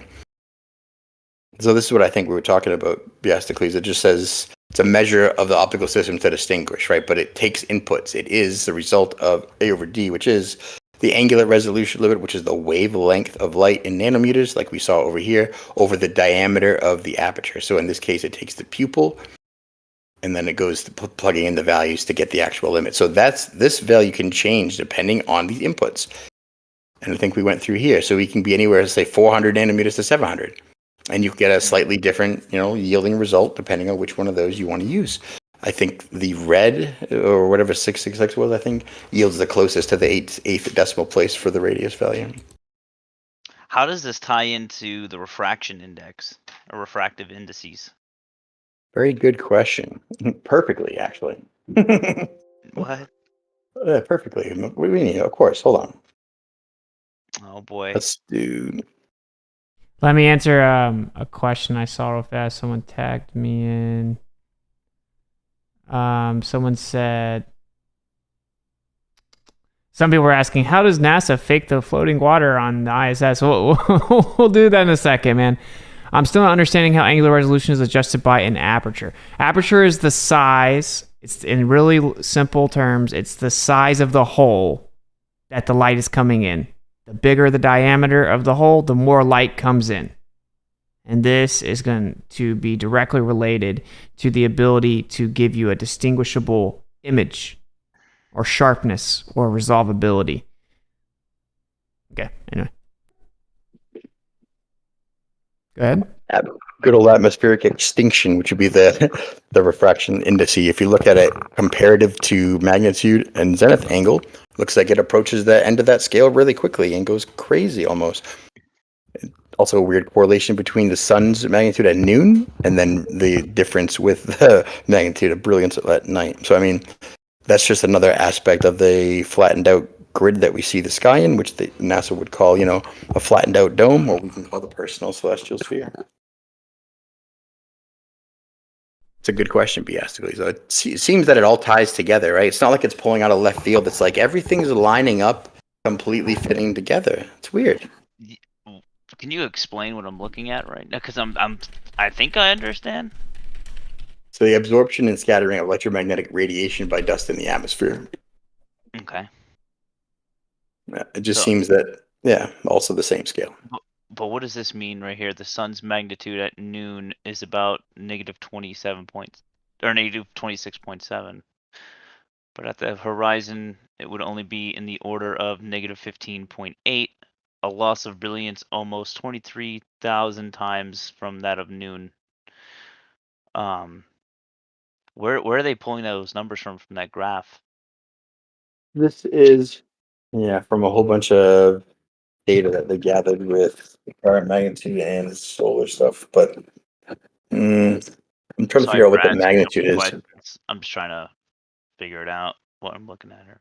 So magnitude is the brightness directly. So it's like a luminosity measure. And what they're saying is the sun is more bright at noon than it is on the horizon. No, wait, hold on. At noon.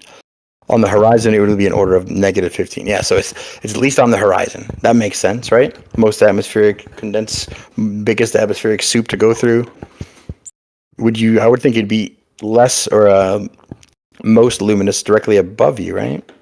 That's what I'm thinking. That's why I'm like, zenith angle 90, extinction magnitude. What? I'm just trying to understand. Hey, I'll let you explain it or figure it out for me. Yeah. So it's like it's exactly what we deduced, right? It's just the sun magnitude is less on the horizon than it is at noon, and it says, but comparatively to noon, 23,000% or whatever. So I mean, it's obviously doing some electromagnetic scattering to get some refraction angles and intercedence. But when you're comparing, say, how this would affect Rayleigh's criterion or optics or resolvability at the surface level, right? Depending on your optics, I would say that would have a greater effect. Less so for the eye, more so for mechanical, probably lenses, electromagnetic telescopes, things like that. Okay, and real fast, before we get too far in the weeds, I just want to make sure everyone gets this. If you will stop sharing for just a second, I'm going to play a quick video because I just want to make sure everyone gets it. Because apparently some people still are not, which is why it's why we're doing it. So don't be embarrassed to ask your questions. If you don't understand it, ask your questions so we can help everyone. So I'm sharing with Discord. Check your Telegram. Short clip at 210 shows one of the best bottom-up proofs not caused by the curve of the earth. $10. Run Boston Bear. Thank you so much for this support, and I have it pulled up right now. So let's come over here and go here. Okay. So I'm gonna Ron Boston sent me this. We're gonna see what it is real fast. So you guys should be able to hear on Discord as well. There's plenty of examples like this one, but this one is very good, and I'll show you why. Ships over the horizon? No, not at all. Look at these waves that you're seeing right here. They're actually a lot closer than the actual water that's underneath this boat. Look how the boat comes up, where you'd say, oh, look, it's going over the curve. Look at that. But you can actually start to see the bottom, like literally underneath this boat when it's bobbing up and down. The waves cause a false horizon, exactly right. So again, if you pay close attention, you can actually see underneath the boat right there. Impossible if it were going over the curve. Absolutely impossible. Alright, if you take a look here, you can see this boat coming in. They're even under, look at past the curve, but they're way closer than these other ones, and they're still over the curve, right? No, not right at all. Not right at all. It's just an illusion. It's the way that the waves work. Angular resolution, folks. Go follow this. Go do this. Alright, here's another video that I highly suggest. Right here. Check it out. We're going to go over this. Is it a physical Earth curve edge that you're seeing? Or is it more of an illusion? We're about to take a look right now.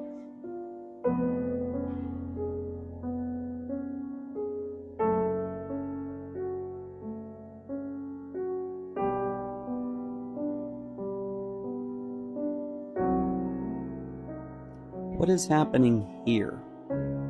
Where's the rest of it? Earth curve does not exist is exactly right. Exactly right. You'll learn this too the more you start looking into it. There's tons of videos like these. Plenty of them. Look at this boat here. Take a look at this, ladies and gentlemen. What in the world? Is that boat floating? I thought he was going over the curve.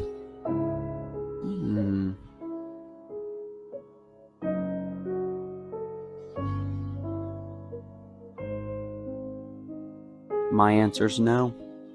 Absolutely not. Okay, and real fast, let's play this with some visualizations here. Hopefully this guy does a decent job explaining it, and then we'll go back. Now, I am sure you've heard of megapixels, 4K video, graphics, etc. These are all terms used to describe the resolution of an image. But is there actually a fundamental limit, a physical limit, to resolution? Now, it turns out there is. And it's true even for your eyes. Now, the physical resolution of any image is limited by the Rayleigh criterion. The Rayleigh criterion is given by this formula and is dependent on the wavelength of the light as well as the aperture diameter. Let me explain. So, all optical systems are always going to be limited by something called diffraction. Diffraction is the... So this is a depiction of diffraction here, where you have the wave patterns being obstructed.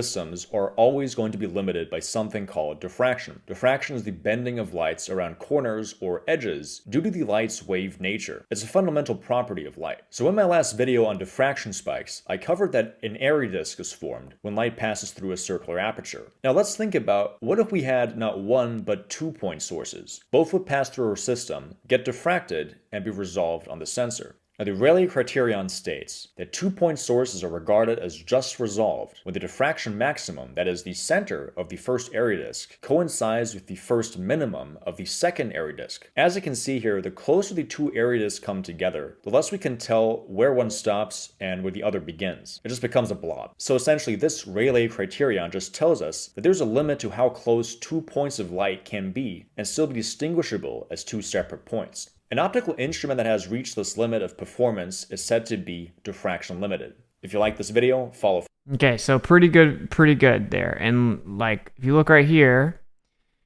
understand that the point of light, the second point of light that's on the bottom here, when it comes to, say, the sunset over a flat earth, the second point of light would just be all the light coming from the horizon.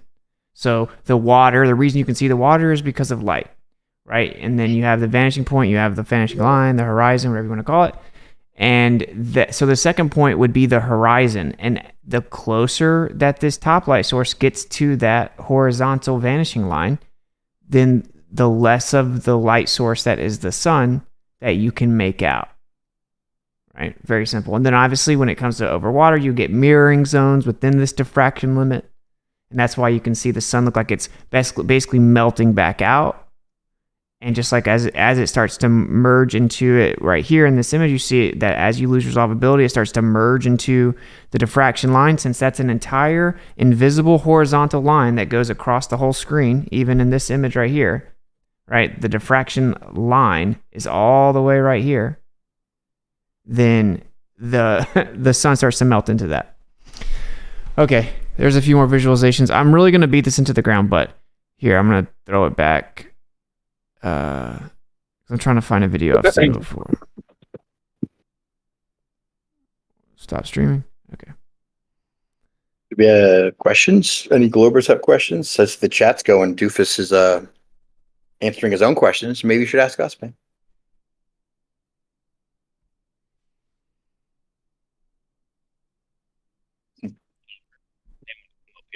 You're really low.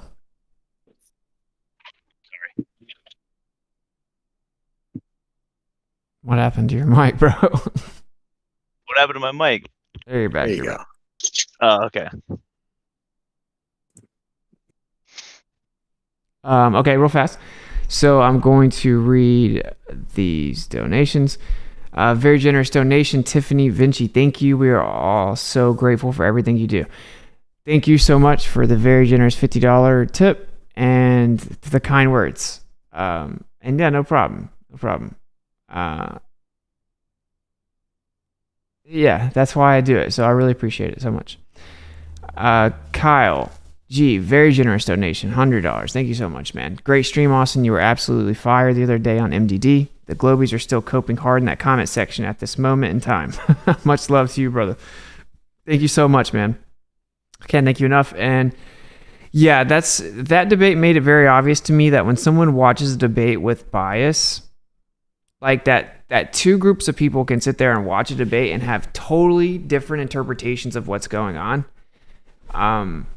And I realized stuff like what we're covering tonight, like that the globe side, they don't even understand the basic concept of any of the flat Earth position, and that with every subject they've resorted to a specific like script, right? And they're gonna say it till they die.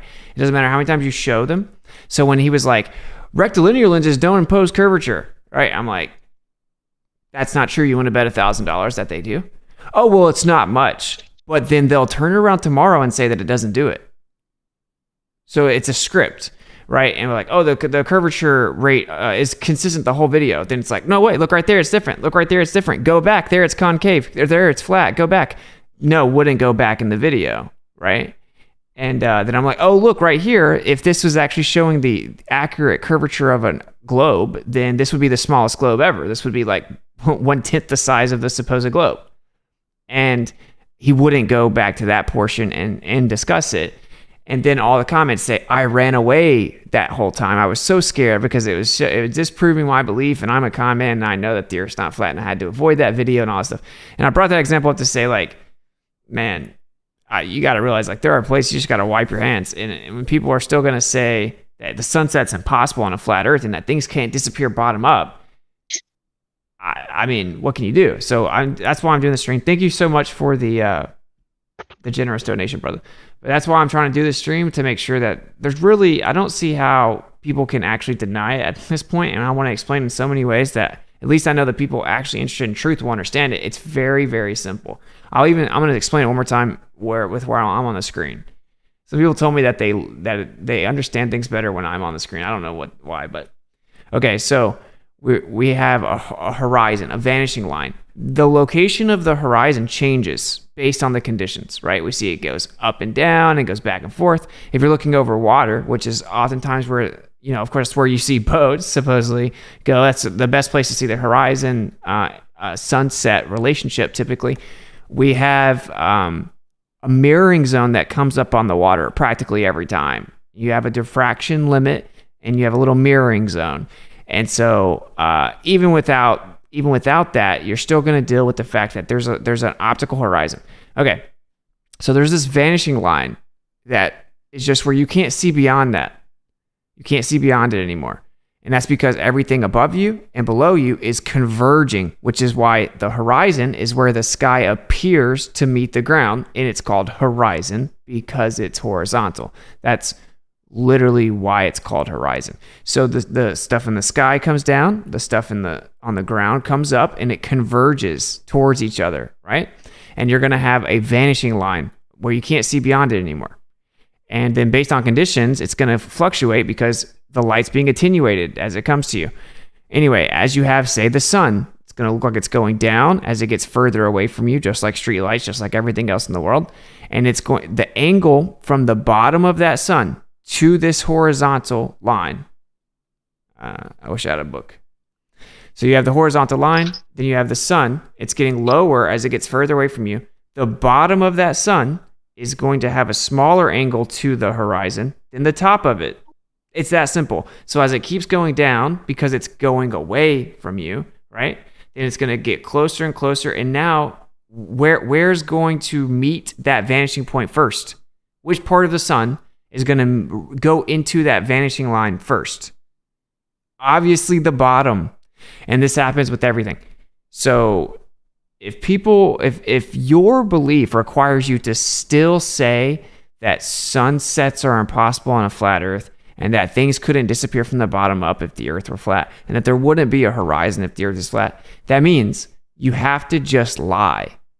And that doesn't necessarily mean your conclusion's wrong. It means that your intentions are bad faith, you're not being honest, you're coping, etc. So like just let it go. It's a very simple concept. Instead of the sun going behind the physical curve of the earth that is a geometric horizon, we just never actually see it because there's an atmosphere, so we never see the curve of the earth, but I promise it's there, and it gets blocked. It's the sun is going into the horizon, not behind a physical horizon, into the apparent location that is the horizon, and it's going into the vanishing zone. And it's a spectrum, it's an area, by the way, right? Like it's a vertical area. And it gets fuzzy and blurry, just like we see in the demonstration. That's what we see in reality when we zoom into the horizon. There's like a blurry, fuzzy area there. And as things start to enter into that zone, you start not being able to make them out anymore. They effectively start to disappear. And so if something is getting further away, it's going to keep going down because of perspective, and it's going to merge into that section. And then like with boats specifically, right, obviously you have waves, very small waves in the foreground can block out. You can have like a 2-foot wave block out a 20-story building if you're close enough to the water and your relative angles are that the wave's so close to you that it can block something out. We just saw all the videos of the boat being behind the curve of the earth, and oh no, it's actually not. Same with the sunset. So it's very clear that actually what we see is exactly what you would see on a flat earth, perfectly matches on a flat earth, and that all the times they hijack it claiming it's curvature of the earth, you can disprove that it's not, like that it's curvature of the earth. You can disprove that claim. Okay. That was quite a bit, but we're going to come back over here. All right. I don't know how many different ways I can say it, but I'm trying. At least 43 more times, yeah. I've learned that you do kind of do that, like, because everyone, has their own way that it clicks. Yep. For me, it's as fast as you can all at once, but for other people, it's the opposite of that. Like, you gotta go with the pace. I want to figure out like the rectilinear lens thing, or just the whole thing about any lens for that matter, about it not imposing curvature. Like, people are really missing the point if they're trying to make that sort of statement. Like, they're really not understanding optics, because like, is their supposition, like, is their idea that a rectilinear lens just simply has no diverging field of view? Like, like these people are talking as if a 1-inch camera sensor, let's say you have a square-inch camera sensor, that somehow that would mean that you would only ever take in, like, your camera would have to extend an infinite distance, but it would only ever take in 1 square inch of a photo. Every photo you would ever take would just be 1 square inch of area. And if you wanted to get a bigger photo than that, you would have to get a bigger sensor. If you wanted to take a picture of a mile long or a half a mile of the skyline, according to their math and the way that they argue, you'd have to have a half a mile long camera sensor, because they have this idea of pure Euclidean space, and that somehow if you put a rectilinear lens on it, you can just morph reality and get a perfectly linear relationship from a single point in 3D space. Like, it's just nonsensical. I would love to hear like someone actually try and steelman that, because I feel like I must be missing something really big, or they're missing something really big. Right. Yeah, I mean, we don't have any ballers popping up on this, which is interesting because this is like their bread and butter claim. Discord can't see it, but I've thrown up on the screen a depiction here just so you guys can really see it. The sunset would just be flipped around 90 degrees, and just like we see, there's a horizontal line where the diffraction line is. The vanishing line, the diffraction line, the line in which you lose resolvability. Things are no longer resolvable. You can no longer distinguish them. You can no longer receive and interpret the information. You can no longer distinguish between 2 points. That area, right, is a line, because you have the angle between 2 things, and it starts to meet at a point. And since that point extends out horizontally, it's a diffraction line. It's a vanishing line. Things vanish into that line. The sun drops in the sky because of perspective, hits the vanishing line. And there's your depiction right there where you can clearly see it. And if you look in the top right there, that is just flip it over 90 degrees, and you're going to see that's what the sunset looks like, exactly like, right? So I know that was basically everything I've said already 20 times, but whatever. But yeah, the rectilinear lens thing is a trip to me, bro. Because like if you say rectilinear lenses don't impose curvature, and then I say you want to bet $1,000 on it, like let's bet $1,000. I offer the whole audience $1,000. I'm like, okay, and then what we'll do is we'll live stream, put the money in escrow, we'll live stream, and we'll see if we can test that claim, right? And then all of a sudden, no one wants to take the bet. Oh, it does, just not much. So it's like, okay, well then you shouldn't turn around tomorrow and say that rectilinear lenses don't impose curvature. You know, and if he's like, oh, well, things can disappear from the bottom up on a flat earth, and then we show you all the times that it happens and explain exactly how it would happen, and you can't respond. If you just turn around tomorrow and say it again, like, you're in a state of cognitive dissonance. I want people to like realize that no matter what the truth is or what the conclusion is, that's a very unhealthy state to be in. So I'm blown away, bro. 2024, these quote unquote vets, they all say it. If you ask almost any person that's a globe earther that's been watching this conversation, can things disappear from the bottom up on a flat surface? They're going to all say no. So obviously this is a major sticking point, right? It's this major place of division, this major miscommunication or difference in understanding that's happening here, right? So, I mean, what do you guys think it is that is being misunderstood here? I think you're spot on. It's cognitive dissonance. They can't see it. They just won't. It's the only reason. Because honestly, like this whole conversation, if you did this exact presentation to like a 6-year-old, they could understand it. Like it's not something it's easily understood. It's not complicated in any shape or form. If people, honest to God, can't grasp it, they're just not allowing themselves to.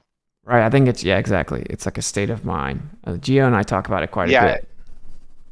It has to be. There's no other way. Let me say one more thing. This is why. It's because a bunch of people that believe in the globe Earth and they've looked into it, and then this is what they do.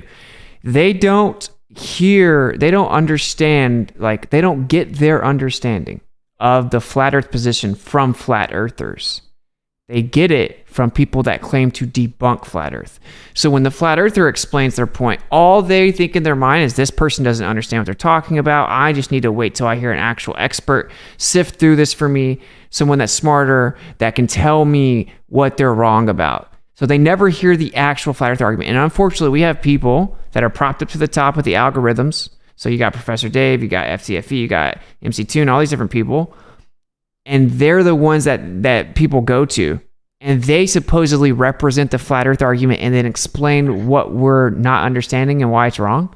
And they straw man it. And so but when they listen, that's when they do hear and receive the flat Earth argument, is when it's coming from someone that's supposedly debunking flat Earth. So that is the only reason why someone could be in this conversation for 7 years and still not be able to stillman the flat Earth position of a sunset, right? It's because they don't hear the flat earthers when they're talking. Something happens in their brain where they can't receive the information.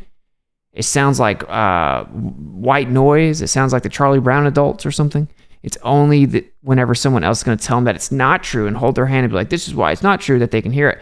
Anyway, if that's you, if you can't stillman these positions, for one, you certainly can't say you know that flat Earth is wrong, and you should step back and try to figure out, like, wait, what's going on? Like, why am I not able to stillman what I claim to know is wrong? B-Schools, what's up?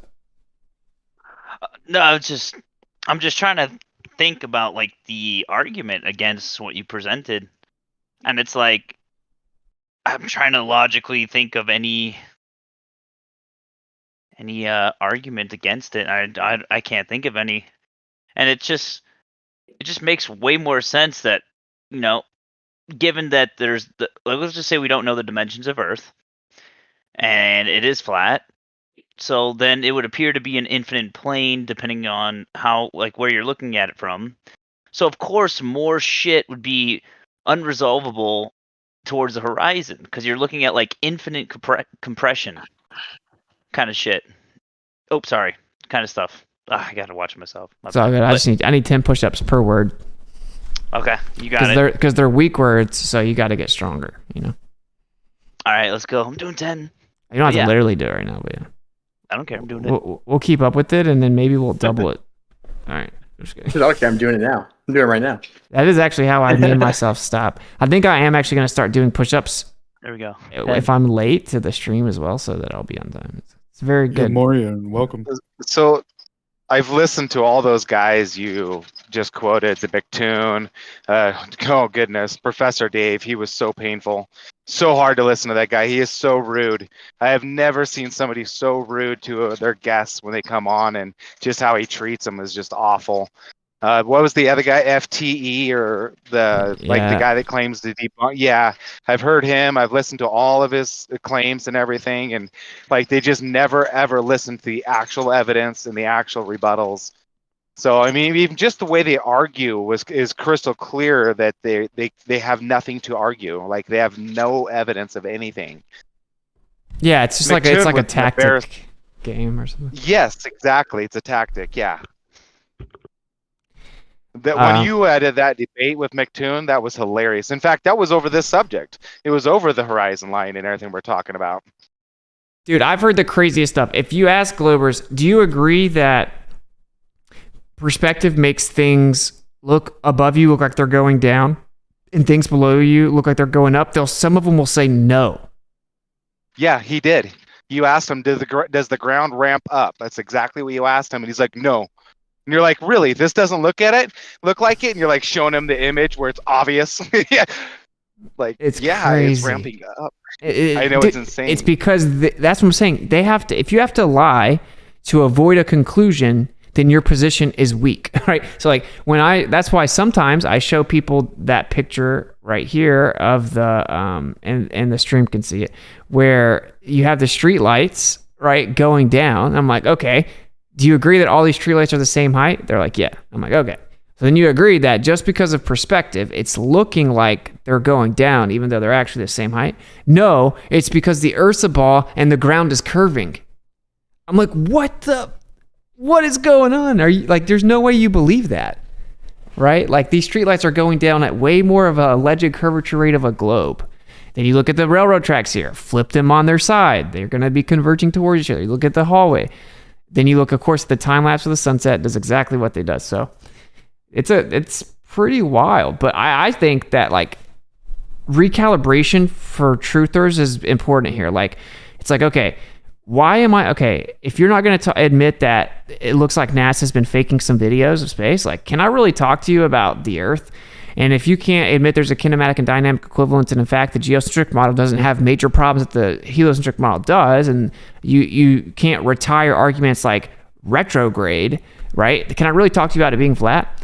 And if I can't get you to acknowledge that like perspective does a certain thing, and that sunsets are possible on a flat Earth, can I really get into like complex issues that we're on the cutting edge of trying to figure out what's going on?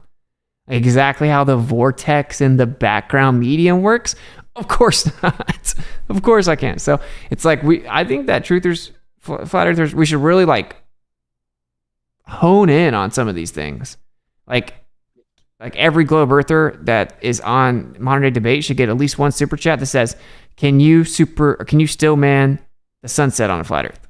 Because none of them can. They can't even say it out loud. So, anyway, Shane, you're about to say something? Nope. Okay, let me read this real fast.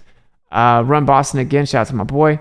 Hey, fam, thank you all for seeking the truth on this journey. So many are getting it, and the truth is always worth it. Hey, nicest guy in True Earth. Thank you for the $25 tip, brother. Thank you so much for always. I think he got promoted. I think he's the mayor of Flat Earth now. Yeah, he may be. He may be the mayor. I vote for him. I'm gonna drop a poll on the YouTube if Run Boston should be the mayor. All right.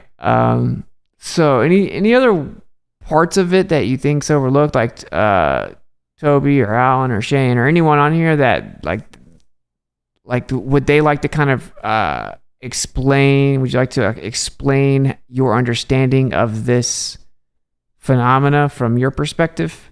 Where maybe the way that you guys explain it will sink in with someone. I think that's it. Like literally, just many different types of approaches and understandings and ways to convey it as possible. And again, Globers are welcome to come up here and have a conversation about it. Sorry, Toby, go ahead.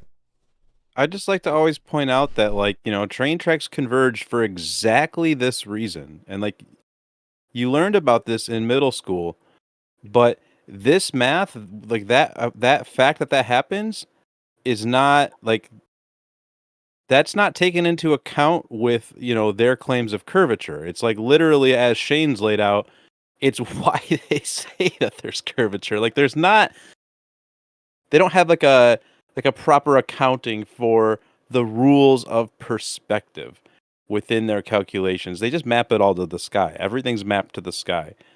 And so you really like, I say this phrase about the like omniscient, omnipotent, like all-seeing Euclidean geometry. It's because that's what you would have to have, or you'd have to have like what I explained earlier, where like you'd have to have this perfect rectilinear lens where your eyes would only ever take in as much light as wide as your pupils. So you'd only ever see like a little circle millimeter everywhere you look. You'd see infinitely far, but you'd only see the resolution. You'd have an insanely high resolution of those 2 little millimeter spots where your pupils are. But like, okay, obviously that's not how we see. You know, and it's because it's a sphere that opens up outwards. And as you get further out, the things that are closer, you have a high resolution of, and they take up more of your field of view. Think of it like your computer monitor with your browser windows. And then you want to pull up YouTube while you're typing a note. So now you've got to make YouTube a little bit more narrow so you can fit your notes on the side. So that's like seeing that's like seeing a chair in front of you. And then, you step back away from the chair, and now the chair has gotten smaller and moved to your side. So it's like, you've made that, and now you have more room in your field of view to see more. As you step away from something, you can see more. And it's just resolution. And if you're confused about the horizon, I don't know how many ways it is kind of, I can see how it's a little bit complicated, but, it's math. It's not that crazy. It's not like it's like you lay your face down on the ground, you get a different perspective, right? You see things you can't see as far when you lay your face down, but that's simply because you have a lower, your angle has gotten smaller. And as you go higher up, your angle grows. And yeah, this is like so crucial because you can't just. It goes back to that idea of, you can't just like your 2 millimeter iris isn't just taking in 2 millimeters. It takes in an outward expanding a sphere, an outward expanding arc, but as it goes outwards, the resolution goes down because it's being crammed into a smaller and smaller and smaller space. So you have less and less and less quote unquote pixels, to us, we're so used to thinking about resolution of our monitors. So you could think about it like that. You have less and less pixels, and then eventually it gets down to a point where you only have 1 pixel left. And then once you get past that 1 pixel point, it's like a snap of a finger, and now you're and it's actually an exponential drop off there. So it's like literally like a clicking point where you can't see anything anymore. And that's where, and when we see when you're seeing the horizon and the sky meet there, and that convergence point is about three-ish miles out when you're standing, the average person of about 6 feet high, specifically because of the angle that you have there and the way that your arc is going to meet, the angle that you have is going to meet with the ground and the sky, and you're going to converge into that 1 pixel point essentially. Oh yeah, that's a great example of that 1 pixel, man. Yeah, it's so crazy, man. Like again, globe earthers are welcome to come up here. You're given like priority. You're allowed to fully get your point out as long as you're on topic. You guys are talking so reckless. People explain why you are wrong all the time, but you're too mentally ill to participate in the discussion. But you can't come on here and just explain why, right? And the scientists. I'm a globey. Okay, what's up? Do you agree? What are we wrong about? Well, I just wanted to know. First, I wanted, because I don't believe in the moon landing. We talked earlier. You called me bad faith, unacceptable. But from your perspective, I've talked to a lot of flurf. What is There you the go. goal? You're bad faith. You're bad faith. You're bad faith. Projecting. I want to know what the goal is in your mind of the establishment. Seriously. Okay, but real fast. So the do you understand that sunsets would happen on a flat Earth and that objects would disappear from the bottom up on a flat Earth? Never really entertained the idea. So you don't even understand what the show's Well, about? that's fallacious. I'm just not paying attention to that. You said we had priority. I came to ask you a question. What's the motivation? Priority to talk about the subject. I'll answer your question. It's very simple. Thanks. For one, okay, truth just matters in general. So regardless of why someone lied, the truth is important. And No, what's their goal for hey, pulling off the lie? buddy, I'm talking. Okay, so I'm going to give you speculations as to why someone lied, but if I'm not the one that lied, how could I possibly know with certainty why someone else did? I'm supposed to divine the thoughts of someone else. It's an insane request, but if you're asking for, in good faith, for speculation, then you should listen to the answer. And first of all, it doesn't matter why someone lied if they did. And the implications of this lie is pretty big. They're pretty big, right? Because if the Earth's actually stationary, it's in the center of the entire universe. If it's in the center of everything, who put it there, right? If the Earth is a plane, then is there more land? If you keep going further south, what happens? Because they drew a circle around and said we can't go out there. So as to why it's important or why would it matter, there could be way more land, way more resources. It misleads people into this belief that atheism and nihilism makes sense because we're a tiny speck of dust in this ever-expanding universe of nothingness, and it's just random happenstance that we are here. So it definitely has huge implications, and it is obviously very important as it's one of the number one topics and questions that mankind has tried to answer for all of history. Why are we here? Where are we? And then discussing cosmology. Now, as to their motivation, well, if there is more land or resources, what's the most valuable thing that exists? Land and resources. So if they were to draw a circle around you like the Hunger Games and tell you that you can't leave it, and you're not allowed to freely and privately explore out past the 60th south latitude, they could be, of course, hoarding tons of land and resources for themselves. And they basically convinced people that exploration is a thing of the past. We've already discovered everything that there is. And if they can convince you that you can't trust any of your senses, you don't even know where you are, you're much less of a threat to them. You don't even know where you are. You go out and you say, everything that you see you think is backwards.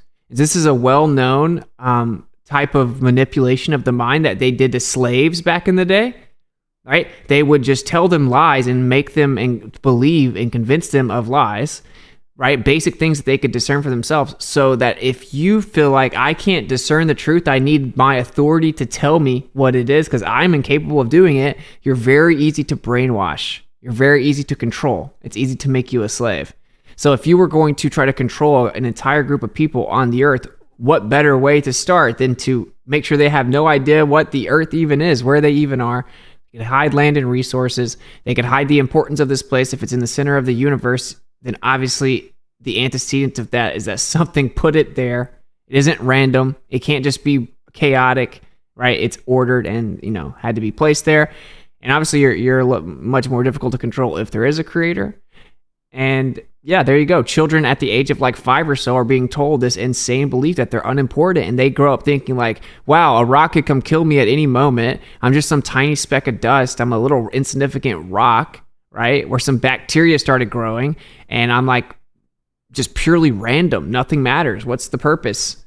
So they want you to feel insignificant. They, being whatever group of people, will enjoy having control. There are very powerful groups of people and very wealthy families that openly admit and write about the fact that this is how they view it. They view the general population as mundane and incapable of policing themselves and taking care of themselves and being barbaric, primitive, mundane people, right? That need to be told what to do, given what they're allowed to know about, and then not kept in the know because they're not They can't be trusted as responsible with knowledge. So what a coincidence, the people that say crazy stuff like that are the same people and families that have the most wealth, the most resources, the most control over public institutions, the most control over all technological sectors, and all the media and propaganda that we're fed. Okay? So there's the answer. The motivation is to just keep people stupid and make sure they're detached from reality and where they really are, and understanding and trusting themselves to interpret the world, and always looking to authority to tell them. And I'm going to say a little bit more here. I want you to really think about what I'm saying, which is why you wouldn't have been able to if you weren't on mute. But I want you to really think about it. You don't have to come off of mute and try to show how I'm wrong or something. You should really think about what I'm saying.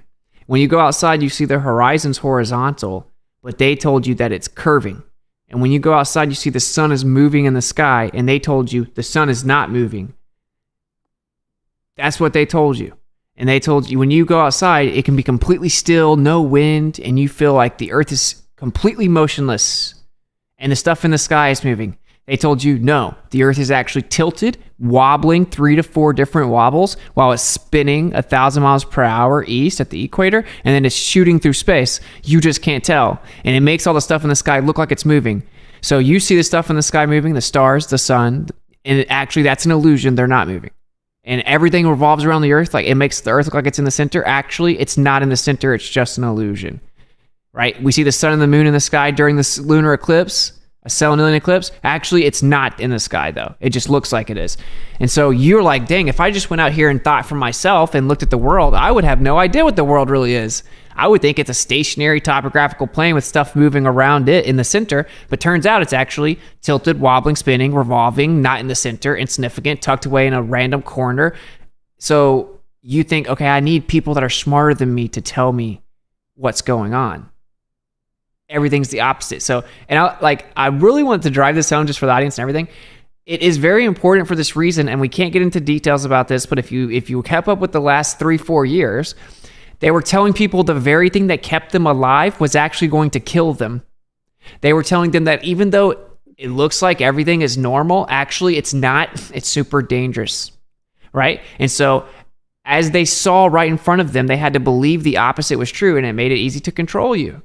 So that's the real answer right there. That's the biggest implications, is if you can't trust your own senses, experiences, and ability to discern and reason to find truth, right? And you have to turn to authority, then you're very easy to control and be a slave. I know that was a lot, but that's the answer, and I shouldn't have to answer it anymore. Yeah, you got to tighten that up. Tighten that up. Like 10 minutes long. The only thing that I would push back on is the nihilism, because that's an expensive psyop you're describing. I think it's more scary to think that we're like ants in a tank getting looked down at in this little firmament dome. God's watching us kill each other. That's terrifying. No, but nihilism, meaning that there's no purpose. That's what nihilism means? Versus that existential terror that you're a little animal in a tank. Okay, so you're defending nihilism, but that's fine. I'm just telling. One's nihilism and one's existential terror. Yeah. Or you don't, or you understand that people are just free and would actually require benevolence, as would the earth giving you everything that you need in abundance. Trapped in a tank. Europeans' destiny is to colonize the stars, and you're interfering with that. You're lowering everybody's IQ. But I'll relinquish my time. Okay. So you can. Yeah, you can get out of here. You can get out of here. Well, feel free to hang out if you have any comments to me directly. If you want to be talk negative. Back, because I mean, I don't think he wants. We want to play that IQ game. Like, just chill out. Have you guys ever seen that video where it's the stars and jars, where they're using frequency and sound, and that's dope, dude. Yeah, sonoluminescence. I was like, what? Yeah, dude. When I seen that and I'm looking up at the sky, it's like that looks exactly the same. Yeah, man, it's crazy. Yo, another one is. Yo, I was just gonna say, I was totally sleeping, and I heard you guys in here at battle because it is a battle, and you know, there's a lot of people with ego and a lot of people with pride, and people don't want to be, you know, they don't want to figure out that they've been lied to. But ultimately, what every single person in here should be doing is seeking the truth. Not what you think is true, not what the authority figure said, oh, this is actually fact and true. Just take a second to get to know who you are and humble yourself and seek the truth. Because I want to tell y'all, the reason I got on this mission is because I have 3 small kids. And I said to myself, if it's not a spinning water ball, if it's not the heliocentric theory, if the theory of gravity isn't actually what causes things to go down, am I going to just keep what they told me when I was a toddler and pass it to my kids without looking into it? And I said, no. I said, I'm going to look into it. And ultimately, I don't know how many of y'all know, I do believe in a creator. I believe in the God of the Bible. I believe in Yeshua. And for 14 years, I've been walking this life, not a truther life, not a conspiracy theory dude, just raising kids and loving my wife well on a great journey. Looking into the truth, looking into is the Earth a stationary topographical plane, or is it a spinning water ball in space? It's been challenging, but it's also been freeing. I count half the people in this chat and in this room family that I would trust, that I do trust. And I see on the the anti-flat Earth side a lot of aggression, a lot of emotions, a lot of spiraling, triggered. It's like, why? We're just talking about science, aren't we?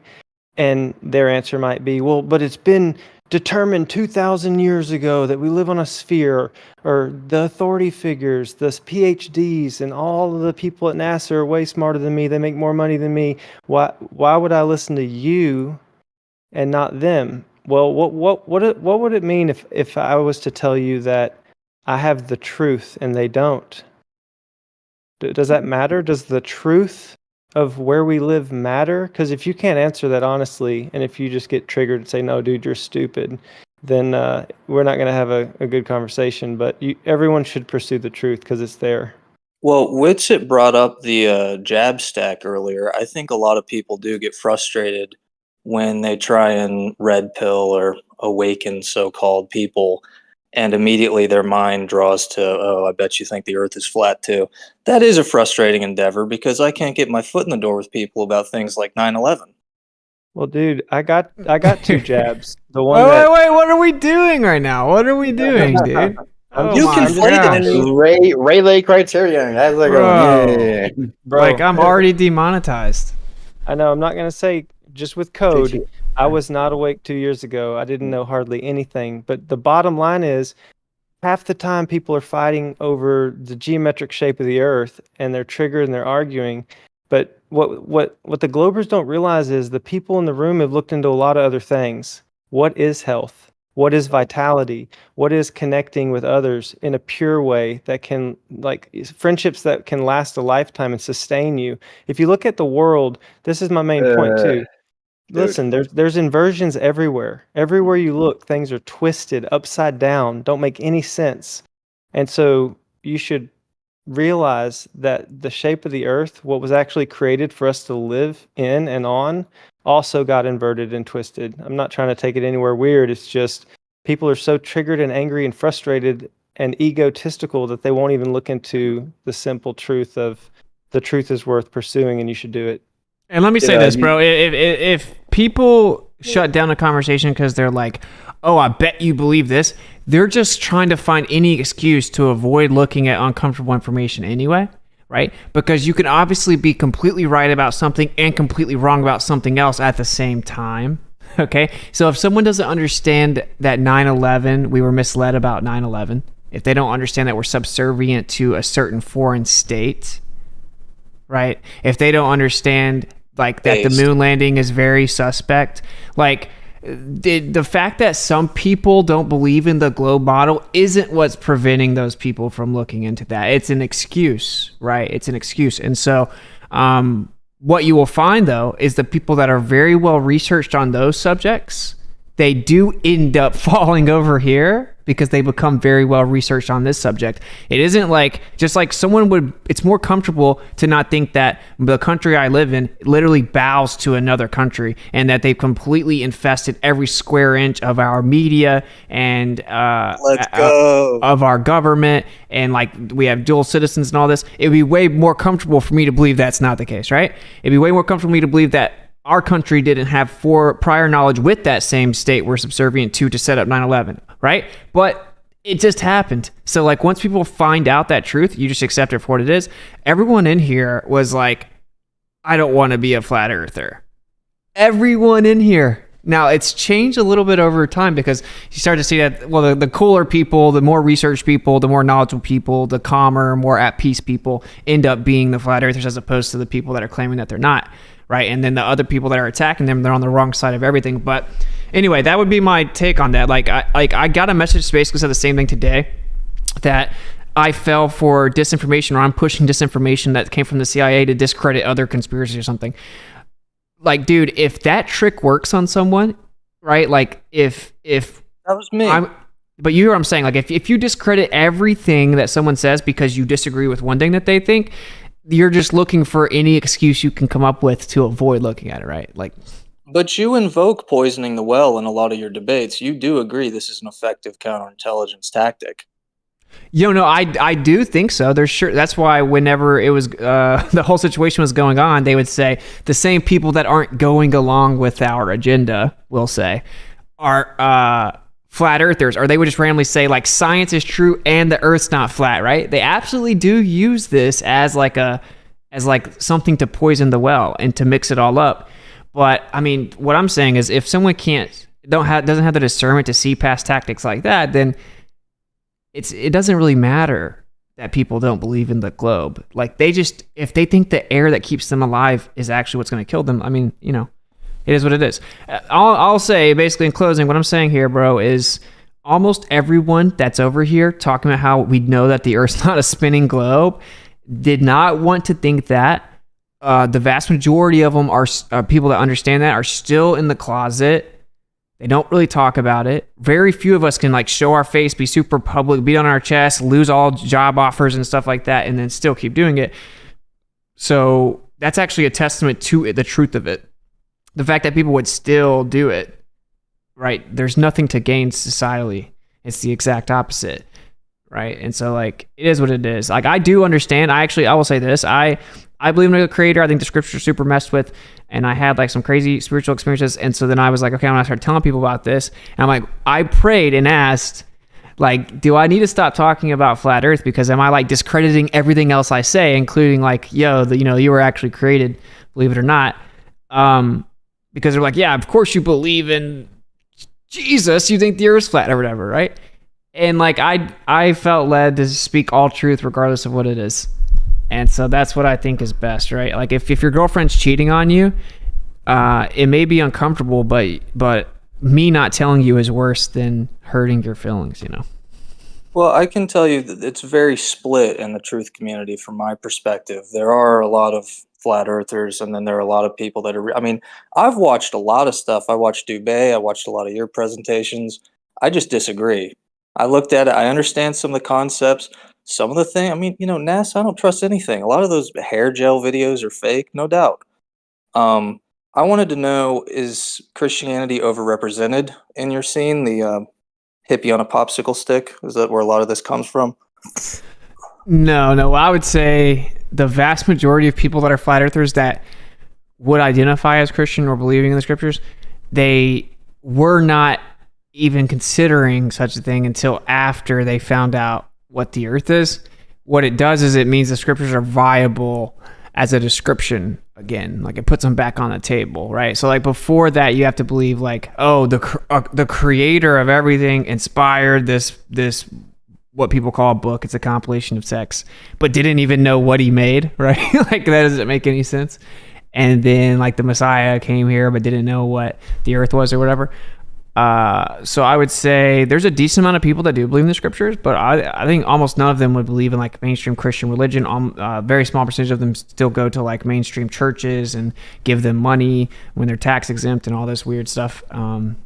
So no, it's definitely not the motivation for thinking that the Earth is flat. The correlation comes with people reconsider the scriptures as possibly viable after they found out that, oh, wait a minute, we are not spinning.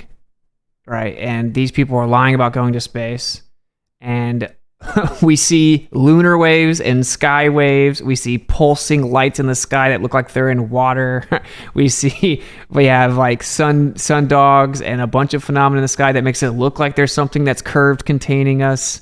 Like, is there really water above us? Is there really something containing us? The Earth's not moving. Well, it was right about that. Are we really in the center of the entire universe? Blah blah blah. So yeah, it's not what people think. I know people think that, like, well, a bunch of like super fundamentalist religious zealots think that the Earth is flat because the Bible says so, and that is far from my experience. I would say there's probably less than like 1% of flat earthers are flat earthers because the Bible says so alone. I would say it's almost always the other way. All right. Yeah, Cool. if you ever seen that lunar wave video, you got to watch that. That is incredible. Yeah, and then it was seen across the whole sky. Right. So Crow What? says, yeah. Crow saw it go across the moon many times. And then he caught it going across the whole sky. And he's like, oh, so it's not just a lunar wave. It's like the sky has a wave. Right? So it's like... Wow. Yeah. The moon just makes it easier to see it because it's like a contrast. I just wanted to mention too also, as I've been on this journey for 2 years, it's been amazing the amount of people that I've met that don't believe in the God of the Bible or Yeshua, Jesus, at all. They believe in a creator. Like, they don't believe in the evolutionary story, the Darwin's theory. And I mean, what's amazing is PhD physicians, MDs are waking up quick. So this whole thing, to me, if I was to be honest, there is a frequency and a resonance to truth there, and you know, people are tapping into that. They don't want to be lied to. They don't want deception. They don't want, you know, to be treated wrongly. And you know, Marin, if you wanted to chat ever, feel free, because I'm a super chill dude, and it was weird to come out from under the deception of the globe model or the globe theory, but yeah, it's just been fun. Did you accept your nomination, JT? Are you mayor of Flat Earth? I'm pretty sure that Weiss put you up, and we all kind of seconded it. So Yeah, I mean, that's pretty funny that he did that. I just kind of wanted to make it clear to this guy that this journey has also pushed me away from Christianity in a way. Like, does that make sense to you that that religion, if you're just talking religion to be religious, I don't like that. I want to be connected to people. I want to be connected to the Creator. And I've had to humble myself, reevaluate what does it even mean to follow God? Not some man on a pulpit preaching out of a book, but actually look into the scriptures and actually see what's real and what's not. So yeah, this truth journey, it spans far and wide on many different topics. And I'm glad you grabbed the mic tonight and spoke up. Yo, I just dropped a poll in the chat for everyone. Please participate in the poll. The question is, would you vote for JT, run Boston, as mayor of Flat Earth? That's funny. Yo, what I want to do, dude, Shane, if you're down to screen share real fast, we have a question here. And it is, if vision was used to create the globe, how does that explain Flat Earth issues with physical location of sun all the time? In parentheses, compass readings. And how was it applied to navigation, but no FE map? wait, so he wants to know, how does the sun work on Flat Earth again? If vision was used to create the globe, how does that explain the Flat Earth issues with the physical location of the sun? And how was it applied to navigation, but without a Flat Earth map, but no Flat Earth map? So yes, the sun, and then how does that spill over into navigation without a map? Right. So first, let's do the sun. I think I was going to show a spreadsheet for the wavelength addendum before, but let's go into this instead.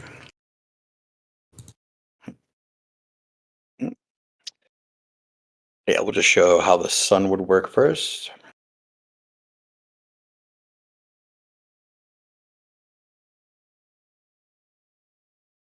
Right, so it says, how does it fix the problems? Well, first of all, the problem, right, as we know it, is for a physical sun to exist on flat Earth, there is no elevation that two or more observers will converge at an actual physical location to pinpoint where that sun is. The Globers have the same problem, but like, of course they copped out by fixing it like they always do, pushing it off to infinity, let's say 93 million miles away, and that's why those angles work for them. They all point to near infinity. No one can triangulate the sun. Now, when we have our visible limit of our spherical vision, right, a limit of our spherical vision, then we're actually allowed to see the sun as it kind of approaches and then sets and recedes. We just see it rise and set, right? We don't see, like, we'll see daytime before we see sunlight. Like right here, we'll see that's the moon. This person sees the sun right here. So he's got daylight. As you can see, daylight coming in, and then sunrise.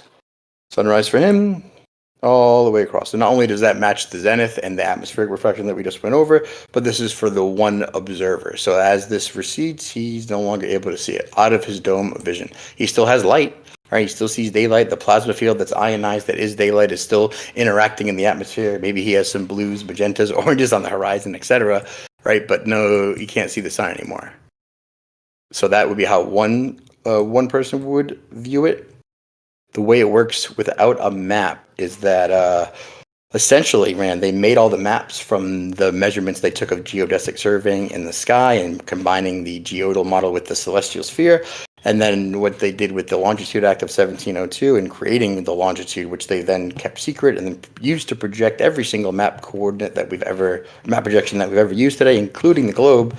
Then it doesn't affect anything at all, because if anyone wanted to navigate, they didn't need longitude apparently, right? They need to use latitude, dead reckoning, lunar transit method. They used the clock stars of Jupiter's moons to do it times before they had actual time and unified UTC time, and they got along quite well without any of that. What else do we need? Well, just kind of if you'll just go through the actual the set. So obviously, what he's talking about is where the sun sets. If the sun is circling over top of a flat Earth, then why do we see the sun set in the direction that we do? And here's a visualization of why. And as the sun moves over top of you, right, you perceive the apparent location of the sun. So if you look at the little dome, you'll see a dot that representing the sun. And that's where you see the sun as it moves over top of you, right? And once it gets too far away, it's going to end up setting and then falling outside of that little bubble. So all you see is what's inside of there.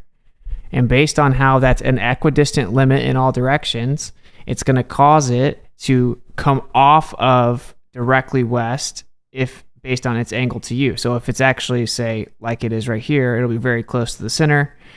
And then it's all dependent on your latitude, etc. So it's just an optical displacement. You see an apparent location of the sun. And of course, both quote-unquote models have claimed this at this point, to the extent that the globe Earth model says that you never see the actual sunset. So, and if you talk about when it comes to a compass, well, magnetic declination corrections have been created for you to even invoke, like, say, a compass reading, right? It's a part that the accuracy of it can be kind of verified in the north to south is sketchy. And then what else you talked about was the longitude, basically. Right, for the map problem. So why don't we have a flat Earth map? It's like, well, do you know how the maps that we have were made, or how they were measured, or how longitude came about, or how they used latitude for a good long time, or why Hipparchus and other Greeks seemed to invent spherical trigonometry well before any of it was needed? Anyway, when we get down to it, right, there only is one coordinate system that is used to project into all maps equally. That's why they're able to translate to star, to Mercator, to Bergman, to any ridiculous permutation that you can think of without any loss in data. They use equal area and equal point sort of transfer method so that the data isn't lost. It is represented differently in the new projection as visual distances, or different orthographic views, what have you, but there is no loss in the data. It is always translated back. And that's the only reason, is because it's all the same coordinate system. So it's all equal, essentially. So why do we have no flat Earth map? All maps are the same projection. So I don't understand why you don't understand that. And say that you were navigating on a flat Earth, but you thought it was a globe.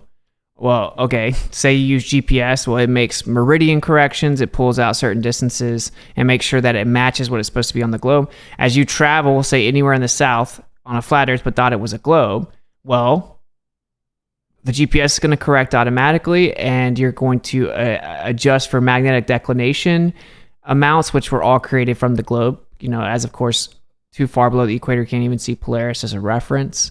The apparent position of the sun would be used. If it's all just assumed that there's longitude lines coming from the North Pole down to the equator, then looping back around to the South Pole symmetrically, then that's all just a base spherical assumption. Everything else was fit within that. You start navigating, making your corrections based on the assumption that the Earth is actually a globe. Where you would start to see it really fall apart is going long distances in the south, which is where we consistently end up seeing things take way too long to travel, supposedly shorter distances, coincidentally, right? So when it comes to the actual like abstract, use case of a map, the construct of a map, if you just limit all maps to that specific reified symmetry of longitude, then it isn't some type of like refutation of flat Earth that those wouldn't work on a flat Earth, right? So they'd be exactly equal, which is kind of weird that the people have spent their whole careers and lives talking about equal distance map projections of the same distance, same line, displayed visually differently. I mean, Hey Shane, hey Jesse, could you turn back on the sun path light from the sun to the observer, and then put it to a top-down view for me? well, this actually doesn't have that feature, but yeah, sure. Let's put it from the top. You mean like this? I thought I saw a curving yellow line coming from the sun to the observer earlier. Nah, I don't think so. Nope. But if that's all you got, you can chill. Bindi light race. All right. Jesse, are you a glober? Get him, Jesse. No, he's like he's like drowning in tactics. If that's what you mean by a glober. Dude, if we take it back to the Rayleigh criterion, right, we can actually use this wonderful sheet that we've acquired that determines focal length down to the variable diffraction limit, which would be, the Rayleigh criterion, the actual horizon distance through various methods, and of course, the good old refracted geometric Earth curve calculator up there. So like with these couple of spreadsheets, you can literally tweak any part of that formula that you want to have it do anything that you like. Let me read this real quick.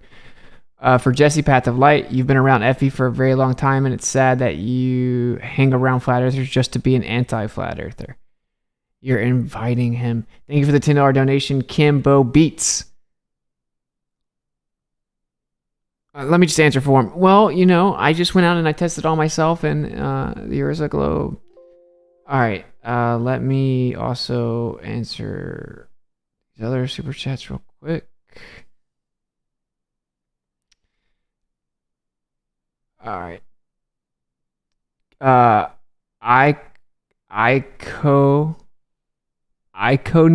I don't know how to say it. Iconeme. Great stuff. Thank you so much for the $15 tip and the kind words and support.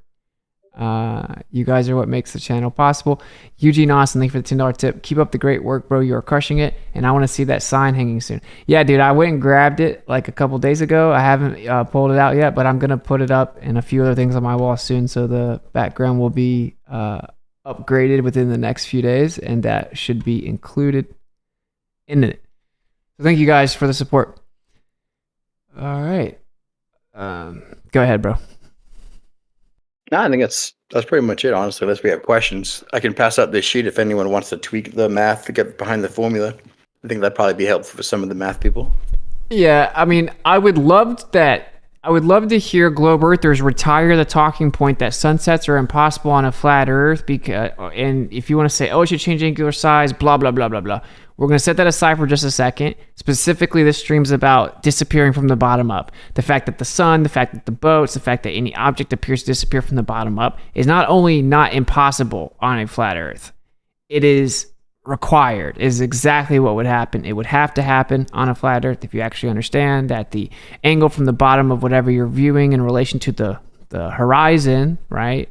So the visibility line, the vanishing line, the diffraction line, the horizon, the optical apparent location where the sky appears to meet the ground. And it converges into the distance. It gets fuzzy and can no longer be resolved, right?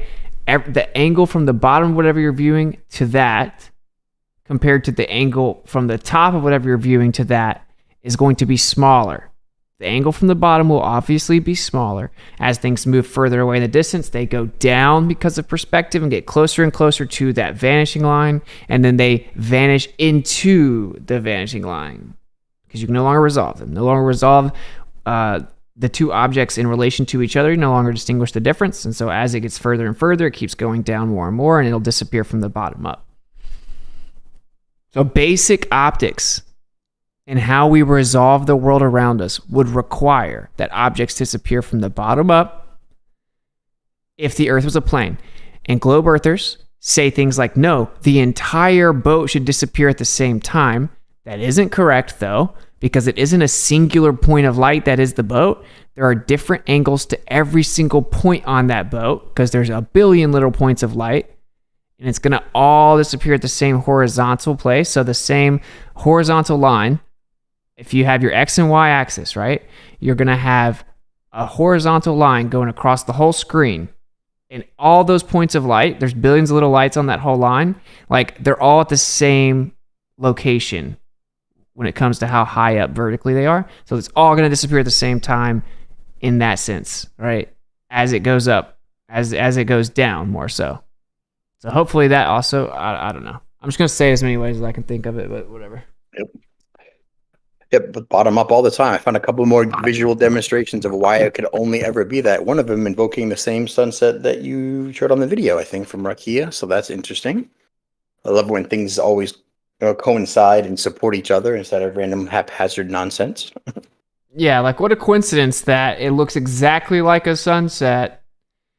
And here I'll show. Or no, I won't. But there's a pretty good YouTube video that has lots of different things in here, and I'm gonna put together a whole PowerPoint at some point. But Shane's put a lot of stuff together as well. We may just like get Shane to use a lot of this stuff. But anyway, yeah. Hopefully you guys have seen enough visualizations and heard it explained enough ways that like it's undeniable unless you're literally just going to like misrepresent what's being said and keep repeating a script. All right, just to give the results of the poll. Not that many of you voted, only 125, but JT won 70% to 30% that he should be mayor of Effie. Hey, all right. Could you, I was late, I was helping a friend with his car, but could you go over the math briefly, because I would like to create a scale model of this, and if it just has to do with angular size and spacing and resolution, then I should be able to create a small scale model that has the same angles, right? And I should get the same effect, right? We already showed a demonstration by BYU, so it's just an objective fact. Yeah, I don't actually think that you could easily do a scale model of this because you would need a camera with like a pinhole. Like you'd have to scale down the size of a pupil down to, to fit into your scale. So I don't know how small that would be, but it'd be, a nanometer scale. We don't need any Jesse strawmans of flat Earth. When I go out and look at the boat, it looks like it disappears behind the horizon. When I pull out binoculars, I can see the boat again. That proves that the boat didn't go behind the curvature of the Earth right then. So the boat can appear to disappear behind the horizon, not because of Earth curvature, because I can pull out binoculars and see the boat again. Right? We know that the resolution angle is a real thing. We know that that is the primary foundational factor of how we can resolve things in the distance. We know that things appear to go down in the distance due to perspective, so it's going to get closer and closer to that convergence point or that horizon, because the horizon is where the sky appears to meet the ground. So if something's coming down in my sky towards that horizon or convergence point, it's going to eventually meet it. We're going to not be able to resolve the difference between the bottom of that object, say the sun, and that middle area. And then we also know these are not mutually exclusive. We know that's true, and we also know that there's attenuation of light, right? That there's extinction limits of light, and that attenuation is based on turbulence and density of the medium, and both of those variables are the greatest at the bottom layers of the atmos, which means the information is going to be absorbed. The light's going to be absorbed the most at the bottom. And so accounting for those two factors alone, if there was an object moving away from us on a flat Earth, it would disappear bottom up, and it would have to. And it would disappear into the vanishing line. Here, I'm actually going to show my PowerPoint as well. If the sun was, say, 4,000 miles high, it still should be 13 degrees above the horizon at sunset. I thought I just said we didn't need the Jesse flat strawman version of flat Earth, though. 4,000 miles. He just immediately strawmans flat Earth. He knows flat Earth's wrong because he can just strawman it. Like, we just covered how we see the apparent location of the sun. He pretends he didn't hear that, and then he wants to strawman an actual position. If everyone looks at the PowerPoint here, and I think I'm sharing it with Discord as well. Let me make sure here. Yeah. Okay, if you see here, the horizon is merely an apparent location. The horizon is defined as where the sky appears to meet the ground. So if you see the sky ramping down to eye level, converging into the horizontal vanishing line, or the horizon, and that the ground is ramping up to eye level, converging into the horizontal vanishing line, or the horizon. So this is just right here an undeniable fact. It's just an undeniable fact, right? Okay. Here we see that boat's obviously not floating above the water. So we have an optical diffraction limit, and there's a little mirroring zone here over the water. The horizon is not physical, it's optical. We have a limit to how far we can see relative to optical angles and atmos conditions. This is just another undeniable fact. It's just undeniable, indisputable. There is no debate to be had here. If you think the Earth's a globe, this is still true. It has to be true. Just a fact. And then again, we see things ramp down and appear to converge. We see the time lapse of the sun does the same thing. So this horizon, why does it look like the boat's up in the air? It's not actually in the air, right? So if these right here, these like just objective facts are denied or twisted, misrepresented or whatever, or avoided, then it's bad faith and it's not meaningful to continue to discuss with someone that's not going to address them. So that means if the Earth's a globe, the sky's still going to look like it's ramping down, the ground's still going to look like it's ramping up just because of perspective alone. Another proof of this is when you go up in the air, the horizon actually comes up with you.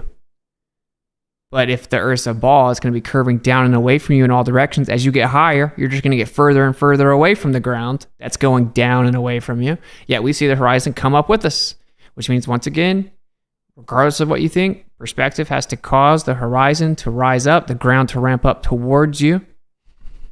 And so these are just facts, right? And the point is that vanishing line is just that. It's a vanishing line where the ground and the sky appear to ramp towards each other and then converge. As an object moves out into the distance, it's going to go into the vanishing line. If there's something in the sky that's like these clouds here, or a plane, or the sun, it's going to look like it's going down in the sky, and it's going to keep approaching the horizontal vanishing line, and then it's going to start to merge into it. Now, what that would mean is that the horizontal vanishing line, the horizon, is going to be like a little blurry area where things stop being resolvable. And if you zoom in on it, that's what you would have to see if this is what's going on.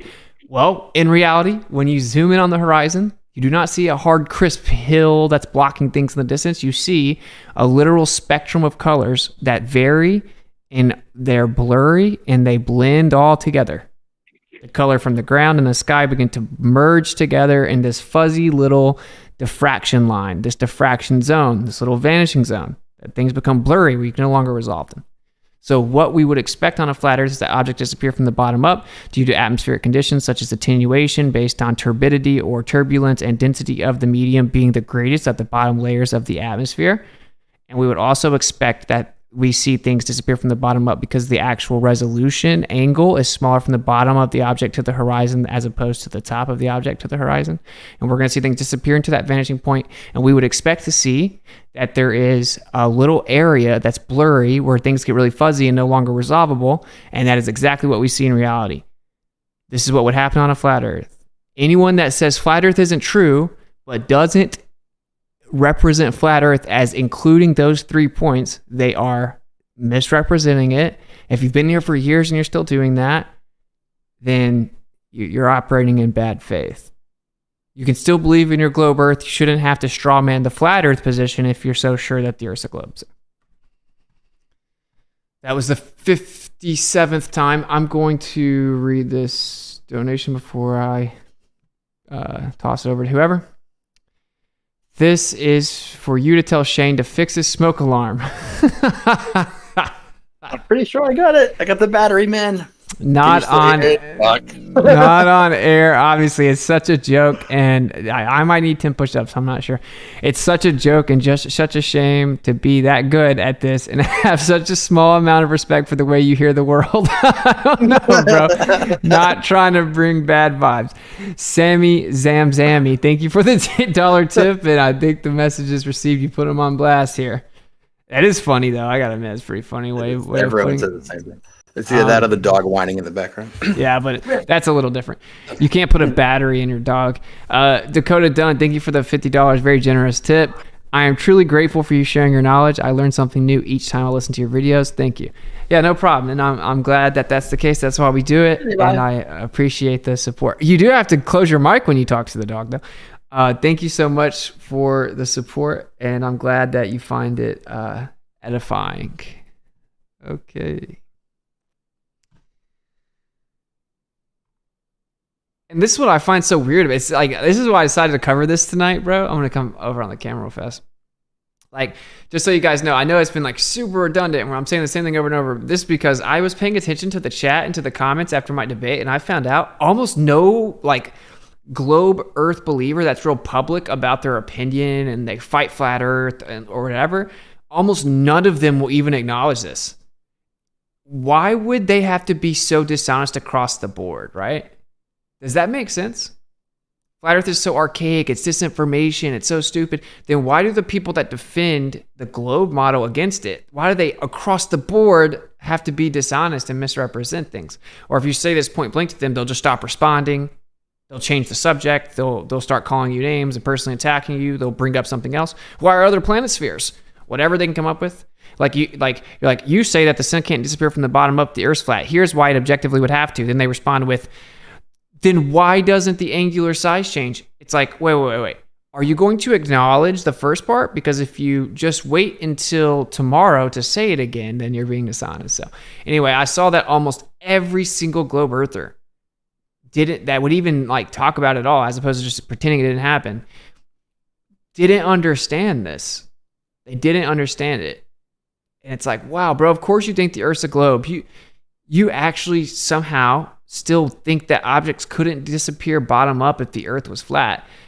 This actually is a huge part of the whole conversation. For me, I went out myself and looked at boats going away from me and then pulled out a camera. And I'm like, okay, I can see the boat. The boat isn't gone. I can see it again. Then you can zoom all the way in, and then you can zoom out and see the boat start disappearing again. So I'm like, okay, well, what that proves is that the boat didn't go behind any curvature of Earth when it disappeared the first time. That's what it proves. So we know that a phenomena that happens based simply on optics and perspective and how we resolve the world is that the boat will look like it disappears behind a horizon, even though it's still just right there in front of you on the water. That's what it proves, right? So it's crazy that people would be this far into it. Like, the sunset was never a hiccup for me. I've heard other people say it was or something. Like, it was very simple. It is very simple. There's nothing complicated about it. There's just a vanishing line out there that things get far enough away that they begin to merge and dissolve into the vanishing line. Dude, it's so simple. And the reason it's bottom up, if something's above the ground, say the water or whatever it is, it's above the ground and the horizon where the sky appears to meet the ground, right? Then whatever's up above the ground, right, the bottom of that object is going to be closer to the vanishing line than the stuff up higher. So every globe earther should stop saying that objects disappearing from the bottom up proves that the Earth is a globe, and that's impossible on a flat Earth. Just stop saying it. It's insane. I'm breaking records here if for they acknowledge redundancy. this argument, if they acknowledge this and have a good faith argument about this, I mean, they're in a really indefensible position. So, I mean, it's just another one of those cognitive balls they'll hit, and some people will figure it out. Some people will get angry, and some people will just try and ignore it. Isn't that weird to consciously ignore it though? I get it. I mean, I did it, I kind of knew before I knew, Like I didn't want to be a flat earther, honestly. Then I started looking into geocentrism. I'm like, oh, that doesn't sound so bad. And then it's like, oh yeah, this makes a lot of sense. And then, one thing led to another. That's why I even woke up, popped in here because I knew this chat would be good, and I've analyzed it because my own dad, we have a great relationship. We're friends. He just doesn't want to look into the topic, and it's really bothered me. But I feel better now about it, just because people have their own free will and their choice. But here's the deal: the trauma that happened to every single one of us happened back when we were little. Like, we were not told the truth when we were very young, and we were not told the truth by authority figures that we trusted and liked, like our favorite teachers. They did not lie to us like in an evil way. They just thought it was a ball too. And we're in 2024 now, and there's technologies that are at our disposal that let us see, oh, that boat's not actually over the curve. And then, the interferometry work of Dayton Miller, all the experiments show no motion. And every time in this scientific journey that there's proof against it, they just made up a new theory or made up more to fix the globe theory. But ultimately, like I said earlier, the truth is worth pursuing, and it can be found, and you don't have to be triggered about it. But what you do have to do is allow yourself to go back to the beginning, kind of start with a fresh slate, and look at it. Just look at it, because a lot of people won't look at it. I'm going to finish my monologue with this. These people are anywhere in their teenagers all the way up to 70 years old, these people that won't look. And the reason they won't look is because they think if they do go back to when they were lied to see if that's true, they're giving up ground on these dumb flat earthers. They don't allow themselves to even look because they feel like they're going to lose. But I just encourage you to check it out, because when you come out from under this lie, you feel the weight of the world off your shoulders. You feel better. So that's all I got to say. Word. Yeah, check this out, though. If someone said that lizard people ran the world, and then they told me some random fact about the royal family I didn't know, I wouldn't have to pretend they're wrong about the random fact about the royal family because I disagree with their conclusion that they're lizard people. I would just say, wow, I didn't know that. That's cool, whatever, but they're still not lizard people. But if I was truly afraid that they're lizard people and I noticed that they have compelling evidence that I can't rebut, that would be the only reason I would start denying the random fact about the third cousin of the queen. Okay? So when you do that, you're showing your cards that you know that in order to go against the argument, you have to misrepresent and use tactics. Here's one of them. I get your argument, but Jesse is right. Geometrically speaking, how is a measurement from one device impacted by geometry of our eyes? That's just a tactic. And to explain why... It is important, though. I know, I'm about to explain it. Explain real fast. Okay. So the proof that it is different based on optics is it's very simple. I can see the boat a certain distance away with my eyes, but then when I change the optics, I can see the boat again. That proves, if it was because of something like angular resolution that it would change based on aperture and devices, that's literally what we see. And our actual optical devices, they imitate the eye effectively. They still have aperture. They still can't just see infinitely. They still have a resolution angle. We have no device. I've even looked up the telescope. The average resolution angle of a telescope is about a degree on the Earth due to the atmosphere. So there is no device that doesn't still have to adhere to a resolvable angle. But Toby, go ahead. Yeah, and to try and do something, like to do so, if you were going to actually try and do something to scale, I don't know how large of an apparatus you were going to try and build or something, but I mean, it's you're talking about an eye. You're trying to scale that down. You'd be going down to like a nanometer level of a lens. Conceptually, you can't be thinking about things in a sense where you're doing anything from like much more than like a single point in 3D space. The largest sensors that we have for cameras are not much more than what, like an inch by 2-3 inches. I can't remember what exactly the medium format is, but I mean that's a massive size sensor, and that's not much bigger than something. It's like the palm of your hand, and that's massive for a camera. So that's the if you're going to try and claim Euclidean vision, that's the maximum resolution you can claim, and you would be seeing infinitely in that resolution. But that's not, common, as we all know, that's not how optics actually work, because it diverges outwards. And so that's why the size of the sensor, the size of your, in modern day cameras, it's the sensor, and then in previous cameras, it would be the size of your film. But it's the same concept. That's the size is incredibly relevant to this discussion, because it's how you're intaking the light, and it's incredibly relevant to the the amount of light you can take in, and the lens is incredibly relevant too, because that's gonna be what projects the field of view outwards from your sensor. But all those things are relevant.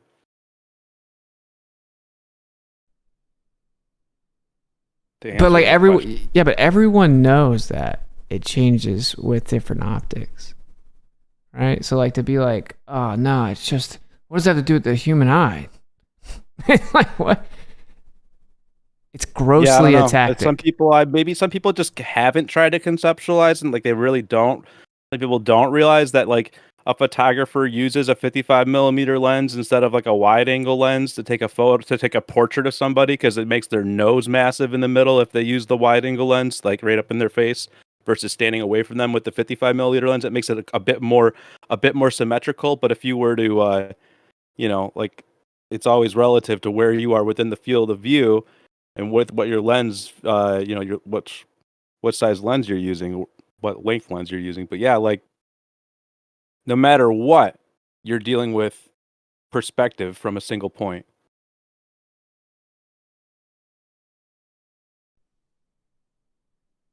Yeah, what's so crazy is like when it really gets laid out, this is where like no one ever responds directly to what's being said. And then you just wait a few minutes and then just say the script. And I like, to me, it's so perplexing. Like I'm just going to use the analogy again, bro. If someone thinks that the royal family is actually a bunch of lizard people and they're trying to tell me about their conspiracy, because that's how people paint flat earth. It's so easily disproven. It's just this crazy conspiracy theory. Everyone knows it's wrong. There's no evidence for it. They just don't understand things. They just paranoid, make stuff up. They want to be special and have secret knowledge. All these coping mechanisms that people use to dismiss flat earth. Like, okay, they think that the royal family is lizard people.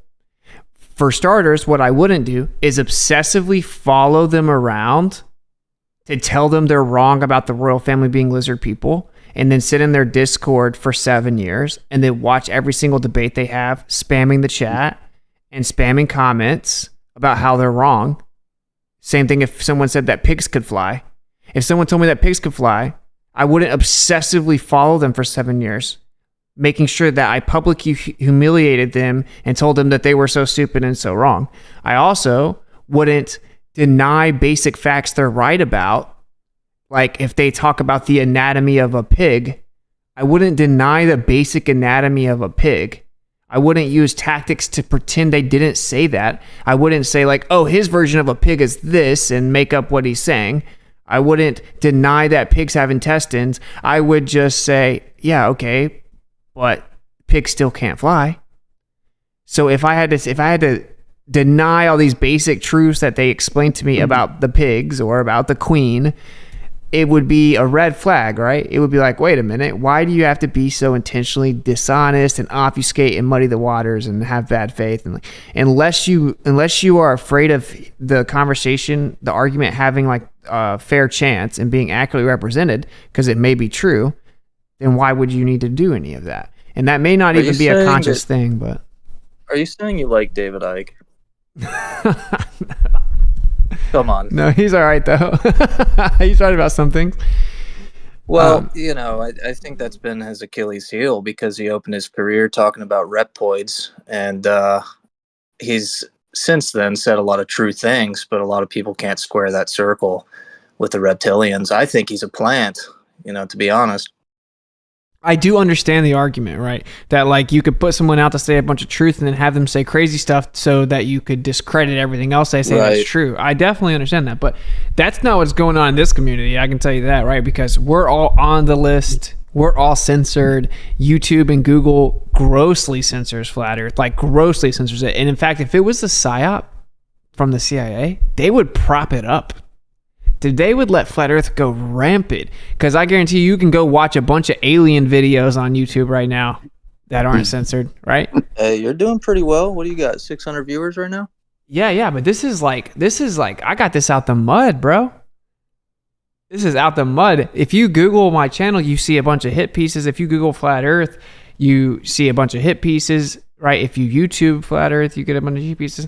Like, unless you use something like pre-search, which is not particularly censored right now, you're not even going to find the real info. Like, yeah, the fact that we have 600 viewing, or on my last show exposing NASA, we had over 1,000. That's just like because I've been at this for years and people have slowly shared it over time, and that people found their way here. Like, I guarantee you didn't just get recommended this. However you got here was that you heard it through someone else, right? Earth is Life, B-ball guy. There you go.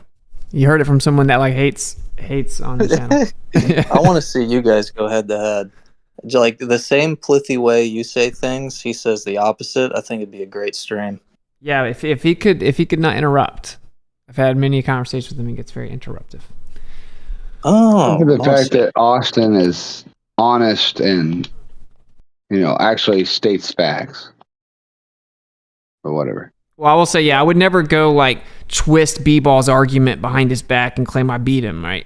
That's kind of the difference here. But no, I'm if I'm speaking right now, I don't even know if my phone's unmuted or not. But no, Austin is honest. He's literally just stating scientific fact. That's all he's doing. Yeah, Dark Room, we can hear you clearly, man. Thanks for saying that. Oh, sorry. Yeah, no, I just had my phone open. I just joined the chat. I did not realize I was even being heard. I did not mean to interrupt. I'm sorry. No. Oh, you're good. You're good, bro. I'm thanking you for saying that, and I was going to expound on it and then give the mic back to you if you want it. I was going to say, when I first heard Austin, just to let the room know and Marin know, I thought what he was saying went way over my head, and I thought he was arrogant just because I thought he was like a know-it-all. But now he's one of my good friends, and I've realized if you slow down what he's saying, it's not word salad. He just has to say a lot in a short amount of time because there's a lot to say. And if you look into every single thing he's saying, like what Darkroom said, it is verifiable, and it is what the upper levels of science are talking about.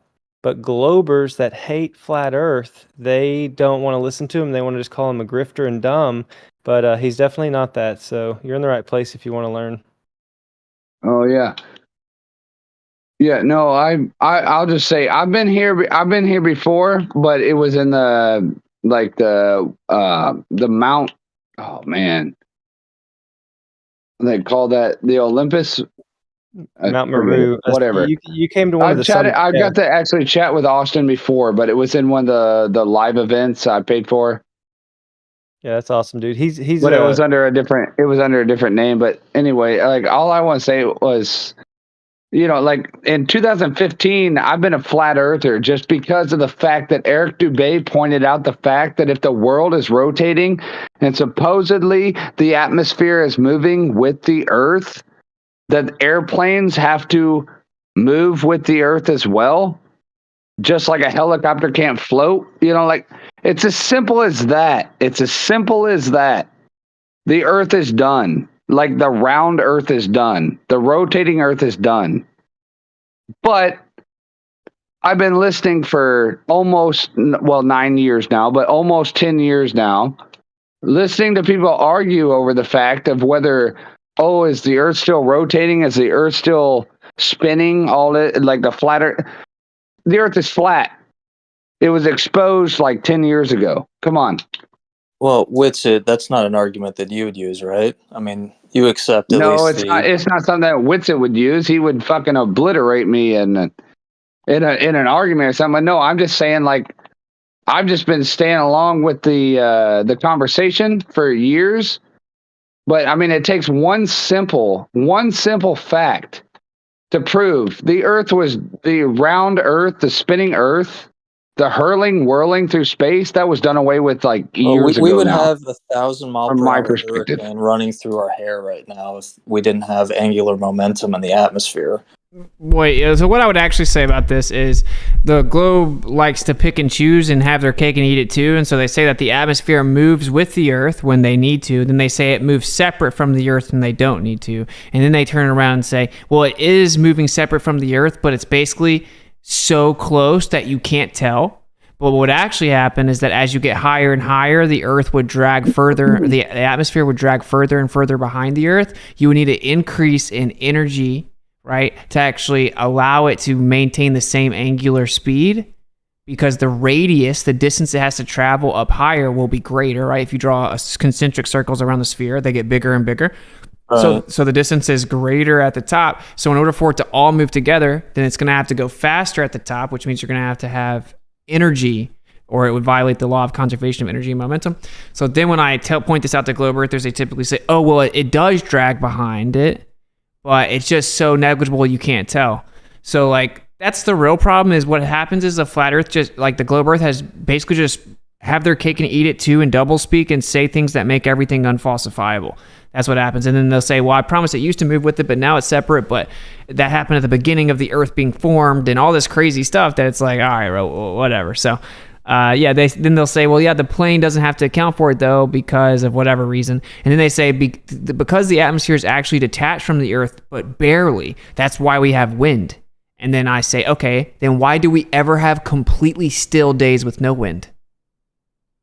If the reason we have wind, the clouds float when they're full of water and gravity exists. Wait, different subject though. Like the question is, yeah, I know. I'm sorry. It's all good. It's all good. But like, if the reason we have wind is because the Earth is detached from the atmosphere, then how could you ever have a moment on Earth where it's completely calm with no wind? Because the Earth is always spinning, right? So it's like, no, that's not why we have wind, actually. So, whatever. I got a buddy who lives in Scotland, and he's like of a much older generation. And I've talked to him for years. He's been my friend for years, and I've talked to him for years. And he always was like, "Oh no. Like I don't care if the Earth is square or Earth is flat or if the blah blah." Well, just in the last couple of weeks, he realized the fact he was like, damn, I just forgot what he normally talks about. But no, he's come around to being a flat Earth, just because it's simple common folk. Think about it. When you stop and think about it, not what you've been taught in school, not what you were taught in high school, whatever you think you're so smart about knowing, when you stop as a common folk person and just think with your senses, it does not make any sense. Absolutely none of it makes any sense. What Austin Witsit does, he goes in and he literally goes into detail of what the globe, what NASA and such talks about, and he dissects it and explains it to you in a scientific form and tells you how what they say even proves that the Earth is flat, and everybody calls that word salad. When common folk people stop and think for just like 2 seconds, rub two brain cells together, they realize at a common folk level how ridiculous the entire situation even is. What we were told as children is completely ridiculous. Yeah, I agree. I'm sorry. I forgot my main point that my friend from Scotland actually talks about. But at the same point, I still made my point. It's like common folk quickly think about how ridiculous the whole thing is compared to these people who claim to be smart folk. They just jump all over Austin, tell him how he's using word salad and all this stuff and everything. It's like, well, your head is filled with a bunch of nonsense, but yet common folk stop and they think, yeah, it makes literally no sense. Without even without Austin Witsit's description, it makes no sense. The earth is not spinning, whirling round, blah, blah, blah, all that stuff. Austin just does a really good job of explaining it to you in depth of your own linguistics, if that's the right word I should use. Dark room indeed. All right, cool. Give me a bit, brother. Let me kind of drive home a couple things. I'm sorry. No, you're good. You're good, brother. All right, so with the thing, it's like they say that the atmosphere is not attached to the Earth, and because the Earth is spinning, that's why you have the Coriolis effect and bullets drift and all this stuff, right? But then they turn around and they say that the atmosphere is moving with the Earth, and that's why if something is floating above the Earth, that it stays in the exact same, has the same exact ground position, no matter how high you go, no matter how long you sit there. They can't both be simultaneously true, and that's like the point that's being made. Is you have to pick and choose, right? And that's not how truth works. You don't get to just have your cake and eat it too at the same time. So if Right. we have Coriolis because the Earth is spinning underneath things, then the Earth spins underneath all things. So if I have something that's hovering above the Earth, as I go higher and higher and higher, the ground's going to move underneath me. Even if the atmosphere is moving with the Earth, but just slightly being dragged behind it, that means that the higher I go, the more the Earth's going to spin underneath me. Right, and they try to get out of it by saying like, well, planes, they account for, by the time they make all their other corrections, they're accounting for that drift because the wind's way stronger. But it's like, no, anything that's up in the sky, it just stays right there with the same ground position. So that's what it is, and that's not even including the fact that if you're going to claim it is actually moving in lockstep with the Earth, which is doublespeak if you claim there's Coriolis at the same time, then you're going to violate the law of conservation of energy and momentum unless you have an additional input of energy the higher you go, because you need a greater speed, which requires more energy, right? And so you need something that's proportionally increasing in terms of energy with the altitude increase, and there is no such thing. There is no such magical energy that promises being fed in but can't be detected or measured. They get away with that in space, claiming there's something there and we can't go there, but I promise it's there or whatever.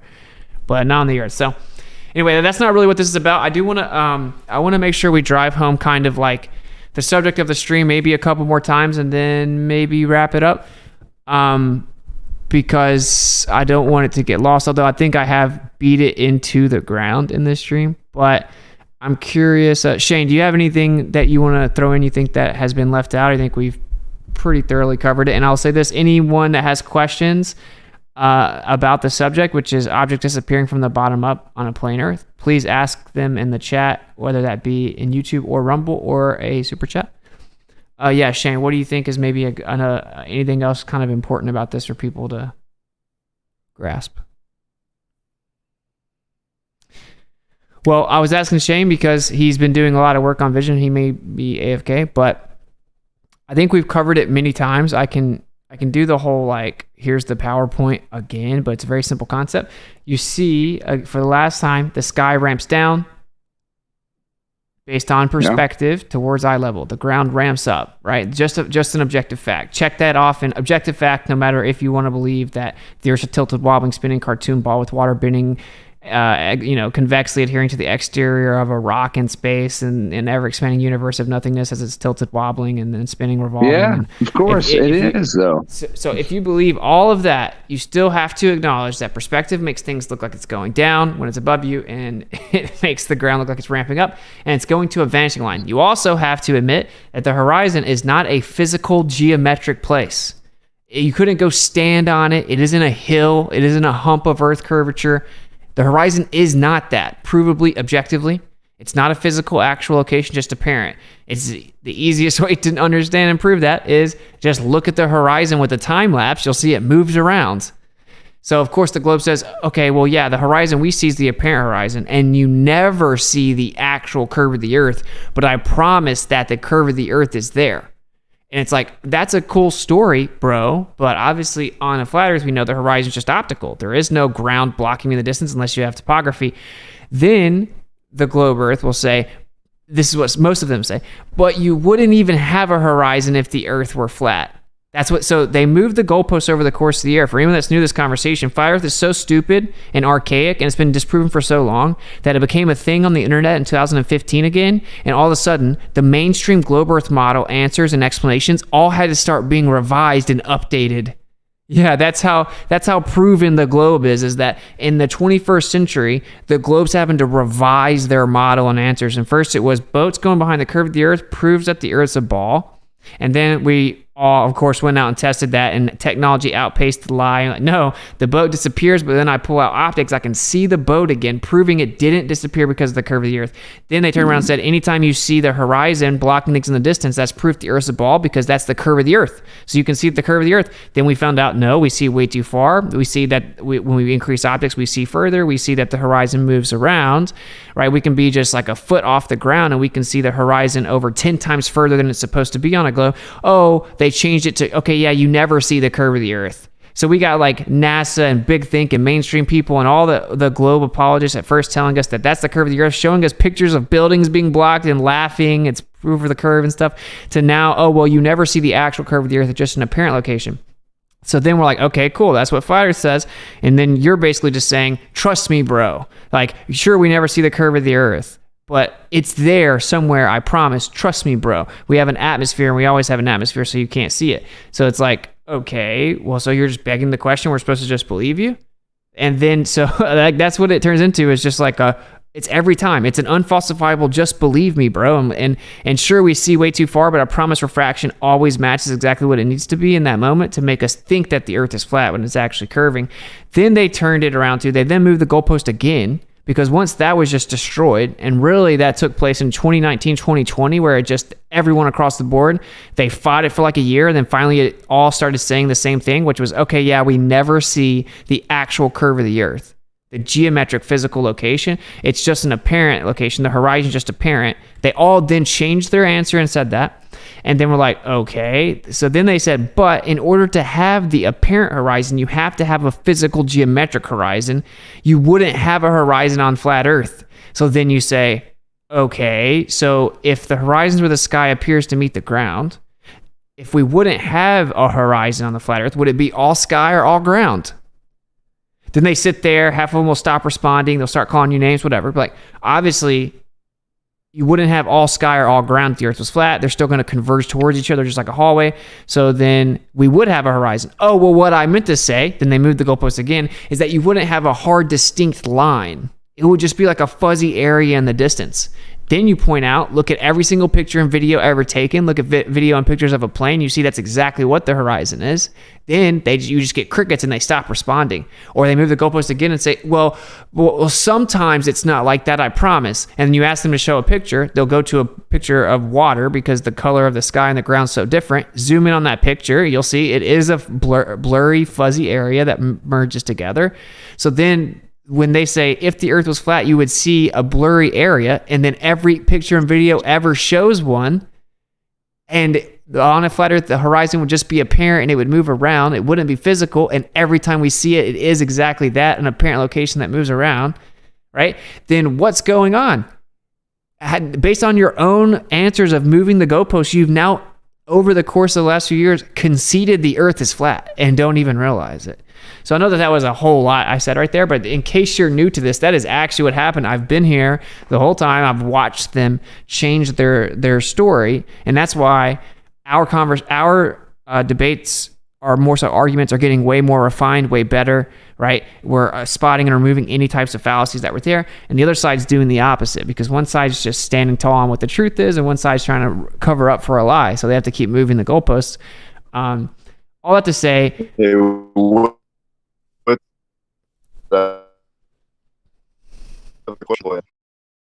you hear? You're roboting. Yeah. I was going to interrupt and I was going to say, but I was waiting for Austin to stop speaking. I remembered what my friend from Scotland said. The thing that woke him up to flat Earth, even though he's older in age and everything. He was like, my family used to be military. His in-laws used to be military in India, which is they were stationed on the equator. And they would have to fly back to the northern hemisphere up near the north in Scotland. Nobody ever reported a difference between the feeling of the spin from the equator to being in the northern hemisphere. That's what it was. And that alone should tell everybody the Earth is not spinning, because you would feel a difference from the different angle that you would be at on the spin. All right, but wait, they're gonna say that you wouldn't, but real fast, I want to address what people are supposedly responding to now.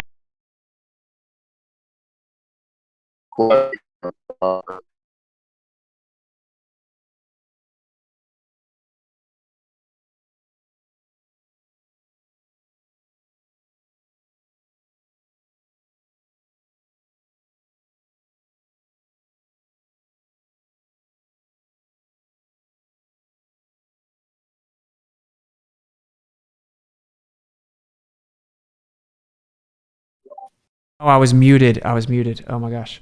Okay, so I'm going to read off what they're saying. So someone said, I can show you a simulation that you cannot simulate a horizon on a flat surface, LOL. Okay, I just rebutted that specifically. The horizon's where the sky appears to meet the ground. So if you're saying there would be no horizon or place where the sky appears to meet the ground on a flat Earth, then would it be all sky or all ground? Oh, obviously it wouldn't be all sky or all ground. So yes, it would still converge into a point, just like hallways do, just like railroad tracks if you flipped them on their side, right? So then what they try to say is what this other person's saying is, well, I mean, I don't want to misquote them.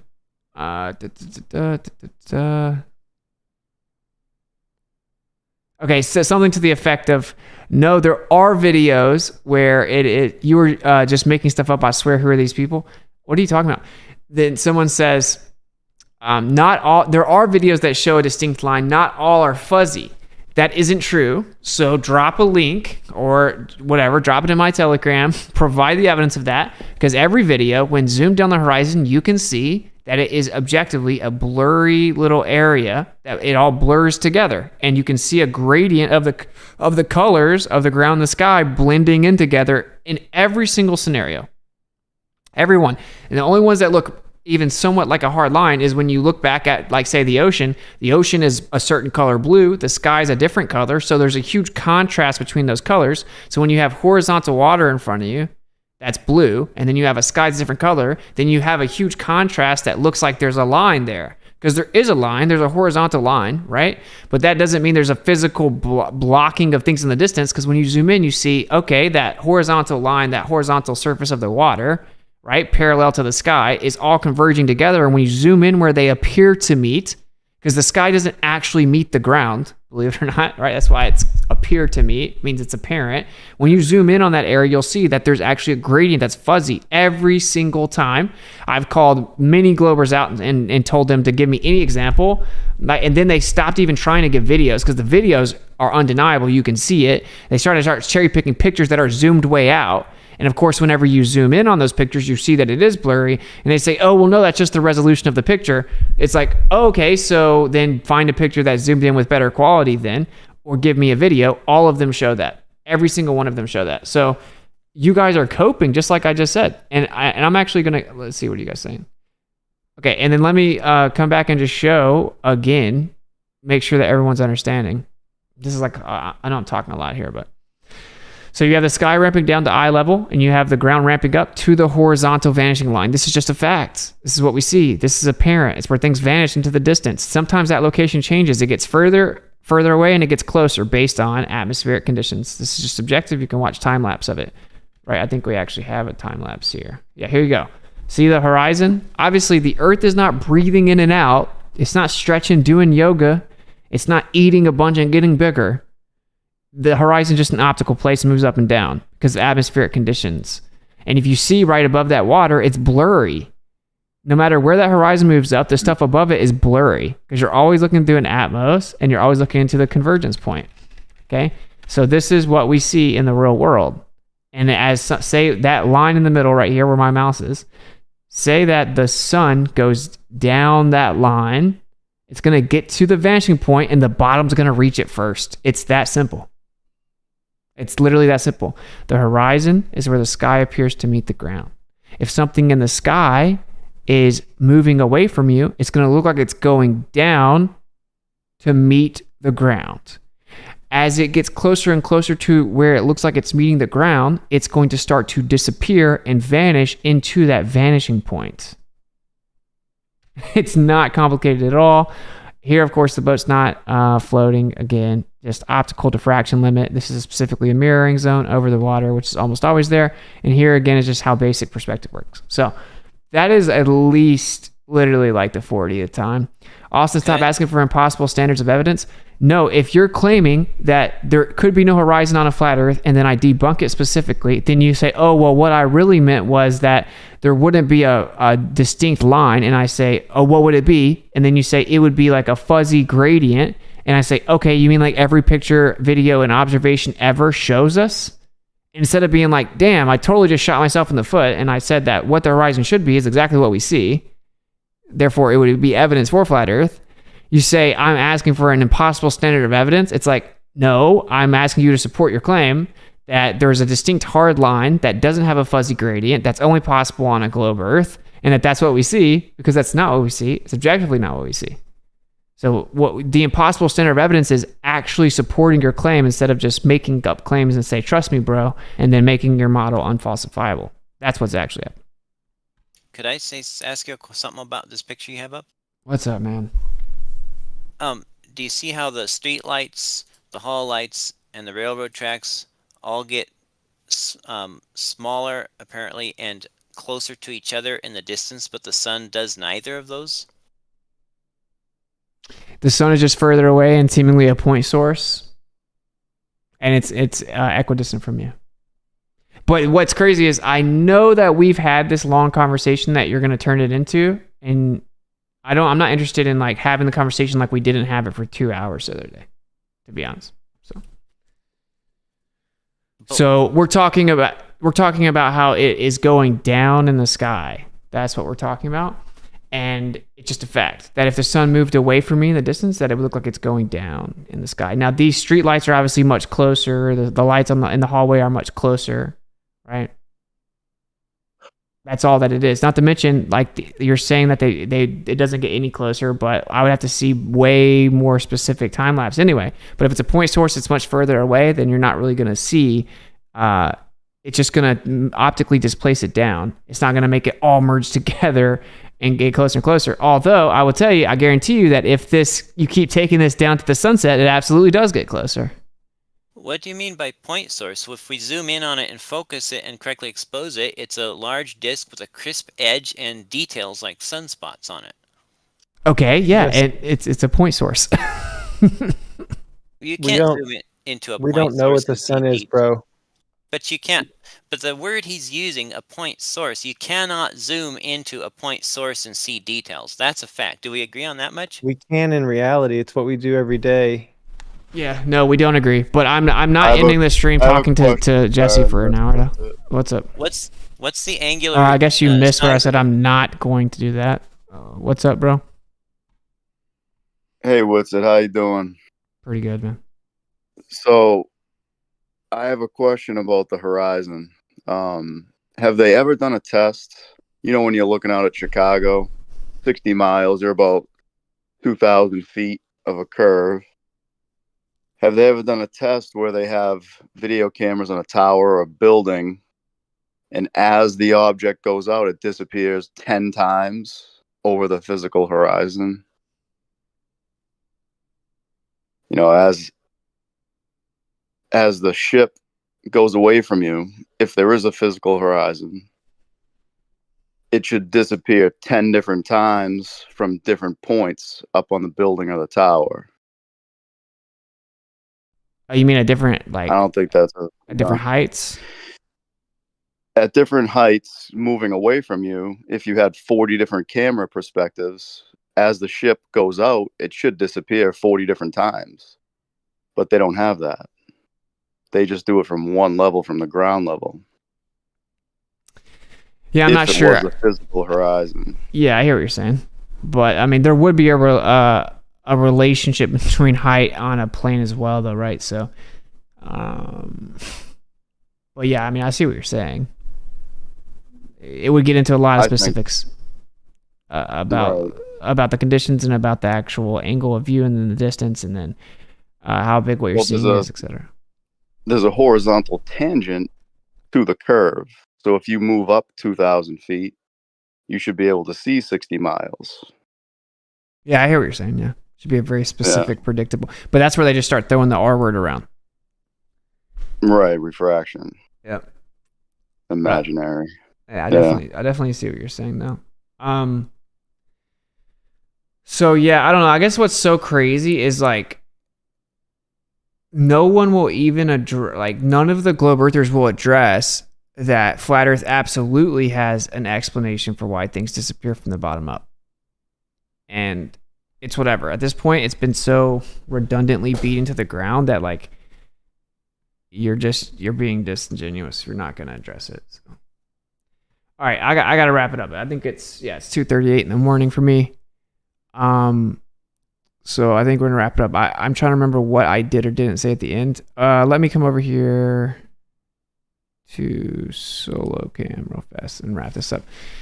All right, so I'm gonna let the panel have closing remarks. And is Jesse sincere? I don't think so, but the only thing is that it's like 2:40 and I know how it goes. It's very like painfully and tactically avoidant conversation that takes forever and ever, and I don't want to end the stream where it's like just painful and everyone's just like, oh, make it end, you know? So if you had spoke earlier, maybe, but to be honest, I don't have a lot of patience. But obviously you see he was allowed to speak this entire time. So all that to say that the point here is very important because like the people attacking flat Earth are still lying about it.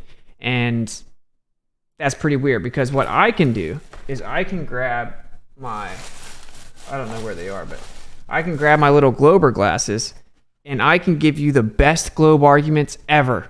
I don't have to straw man it. I don't have to misrepresent it. I can give you an incredible still man of the globe. Then I can take the glasses off and tell you why it's wrong. The difference is the other side has to straw man the flat Earth and say, no, you guys don't know what the flat Earth is. This is what it really is. And then make it something that can be falsified, right? And one of the main differences here is like the globe model is a very specific thing. It has a very specific claim.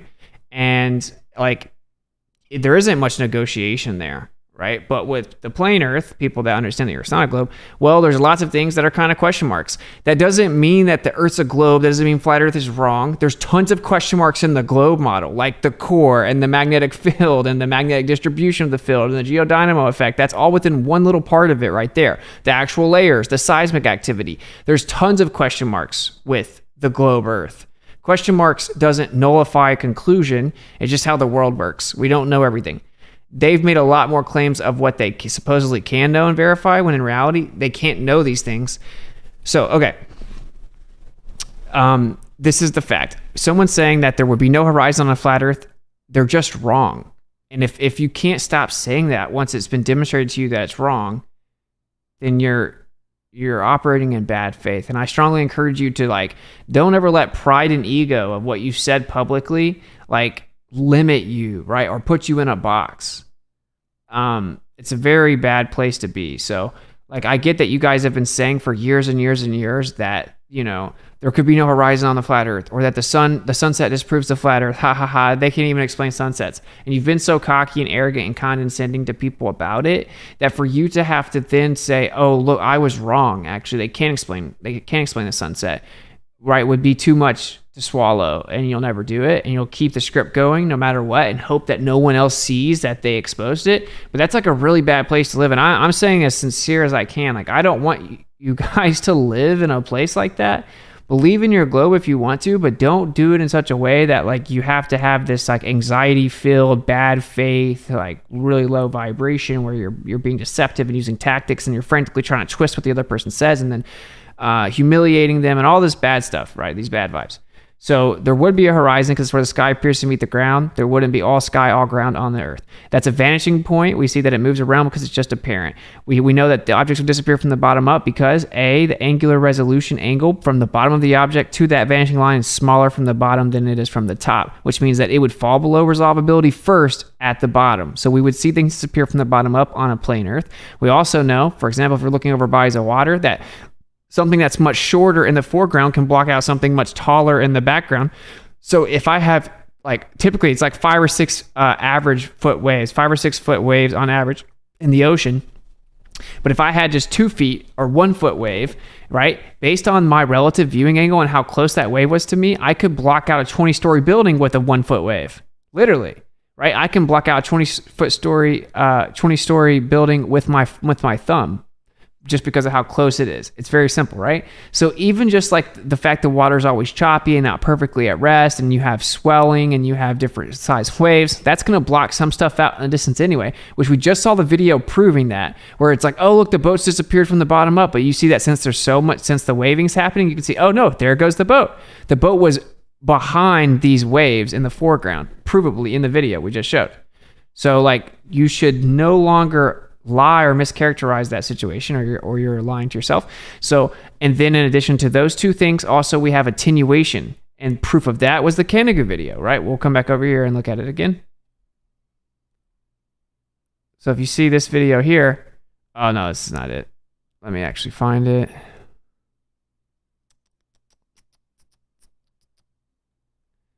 All right, so this is proof of attenuation. You don't see the mountain until the sun gets behind it, right? Which means that the light from that mountain that would let you see it is being attenuated by the atmos. That's why you can't see it. In either situation, if you want to believe all this is behind the curve of Earth magically, and I don't know how or whatever, you still have to think that the reason you can't see it's because of attenuation. You have to say that. That's what you have to say. So anyway, like, that's why we can't see it. This is proof of that. This is proof that the attenuation at the bottom of the atmos, right, causes the light to be absorbed by the medium, and you can't make out what's in the distance because it's being absorbed. That's the greatest at the bottom of the atmos. So objects would attenuate, the light from objects would attenuate the greatest at the bottom layer because of turbulence and density being the greatest there. So attenuation being the greatest. The angle of view would be the smallest, so it would fall below resolution first there. So you would have to lose resolvability. The object would have to disappear first from the bottom, because the angle to the vanishing point is smaller at the bottom. It would have to. So I know it's like the 100th time I've said it, but anyway, if you understand that things just drop in the sky because of perspective, and then the ground ramps up, that's what's going to always happen, whether you think the Earth's a globe or flat. So you're going to see it all merge into a specific point. If you think that there is a curve of the Earth there, we just can't see it, that's a cool story or whatever, but perspective doesn't somehow disappear and stop existing, right, because you believe the Earth's a globe. And so you get the vanishing point, the vanishing line, everything disappears into it. And we've seen countless videos proving it. You can do countless demonstration and experiments proving it. Your entire life shows you it's true. You can look down hallways, you can look down streets, you can look down railroads, you can look down just a long stretch of land with clouds that look like they're going down. You can watch a plane fly away from you, it'll look like it's going down. Just how it works. The sun does the same thing. If it's moving away from you, it's going to look like it's going down. And then it's going to disappear into the vanishing line, okay? That's why it happens. That's why things disappear from the bottom up. And then basically, if you were to go out onto the world and and see that things disappear into the horizon or the vanishing line, and assume that actually the Earth's a globe, then what you would do is you would take that phenomena, you would hijack perspective and resolution limit and say, no, actually, the reason it disappears is because of the curvature of the Earth. And so then if there was a typical area or distance that happened based on, like, say, human optics, when this all first started, then you wanted to say it was actually curvature, then you would get a very close relationship. What do you know?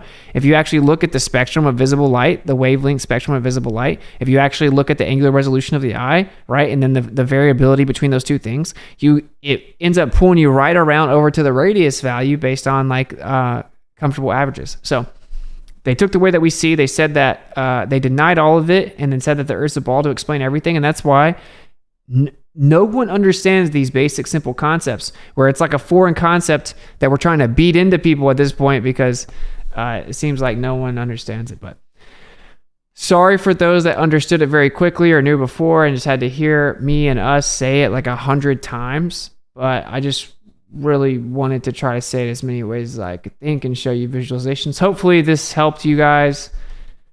So what I'm going to do is I'm going to let the panel give their closing remarks. And yeah, I'll even kind of say an apology to Jesse in the sense that, like, I had to mute him, but I think he might be unmuted now. If not, I may unmute him, but I just don't want to deal with waiting till the very last minute to then, like, use sophistry. I'm going to be honest, but all that to say, yeah, bro, like, it just, like, if you think the Earth's a globe, you think flat Earth is wrong, that's okay. Like, don't lie to believe that, though. That's weird. All right, cool. So I'm going to go around the panel, let them have closing remarks. If you have any questions or any comments or want to send any super chats, make sure you send them right now. And I'll read them after everyone gives their closing remarks. And we're going to wrap it up because we're approaching, 4 hours, I think. So, all right. And I'll check Rumble as well. What's going on? You hear me? Yep. Oh, yeah. This is Terrell from Jamaica. Long-time flat earther from like 2015 in the aviation club. Similar to this other guy that said, like, if gravity is what is holding the atmosphere to the Earth and having it spin at the same time or same speed as what we'd see at the equator, then planes would have a hard time flying, much less even landing on Earth. But yeah, easily provable or dismissible claims on the globe side. But even today at work, well, yesterday at work, I was showing them line of sight communication. Like this random, I just found this random long range company that would propagated a signal like 1,300 kilometers over water, and they're like, I'm trying to explain to them how this really just simply shows that there's no curvature, measurable curvature. Well, there is a mathematical curvature that they'll put out there, but a realistic curvature that we can observe, none. And then they're like, no, that doesn't prove that. I'm like, what? Over 1,300 kilometers, and you're still thinking that no? And the observable horizon for, like, we even pulled up a Earth curvature, the Earth curvature calculator. We did just like a 10-meter height of the mast of like the antenna. Just eyeballed it and said, hey, what would be the height of the antenna on the boat going out to the signal station? And we just guessed 10 meters above sea level. And he literally just saw that information and lied to himself to say that, hey, no, this is not necessarily saying that, even though they're supposed to be like 132,000 meters worth of physical geology that would be blocking the signal if it wasn't actually, if there was actually a curve, much less to say it's line of sight. And then he wanted to lie about the fact that there's no such thing as line of sight radio communication. I'm like, what? Bro, I'm showing you a company that has nothing to do with the argument that we're talking about, using actual science as it is in nature and as it exists in itself, flat topographic Earth, that you just deny it just because you want to. I don't know why. Yeah, it's wild. People just deny it even though they can see the information right in front of them. Yeah, man, I totally agree, man. Thanks for that. Thanks for that input. I think that radio communications and microwave communications are lethal to the globe, and I want to set up a test. But thank you for chiming in, brother. Anyone? Okay, who wants to go next on the panel for their closing remarks before we get out of here? Yeah, I'll speak up.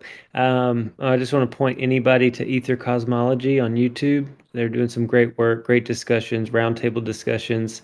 Whether you believe it a globe or flat, you're going to hear honest people digging there.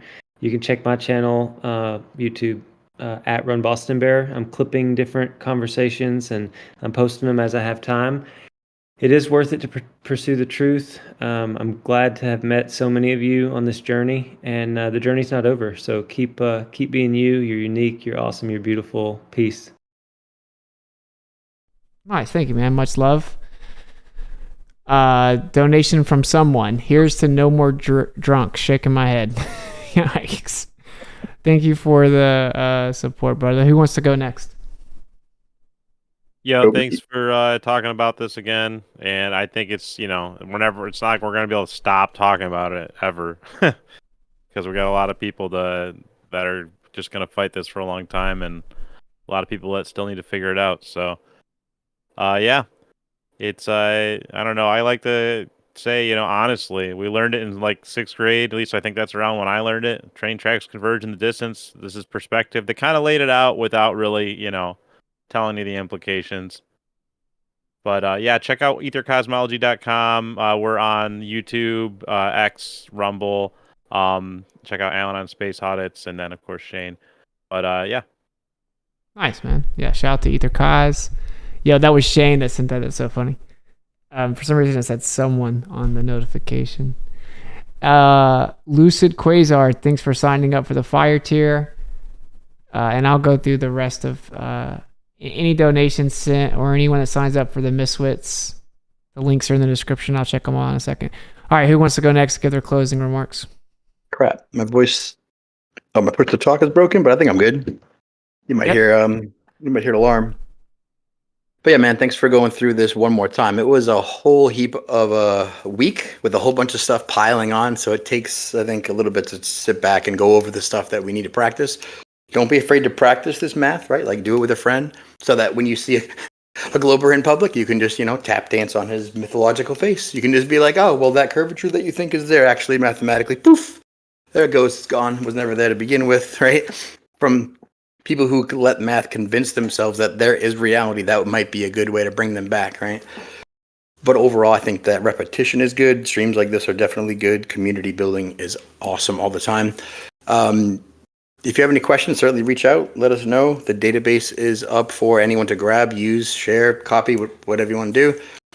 And yeah, thanks to Witsit and thanks to Gio for hosting all this stuff. Thanks, man. Yeah, of course, man. Thank you for the support and for all your work. Shout out to Shane. Make sure you follow him. Did you say where they could follow you?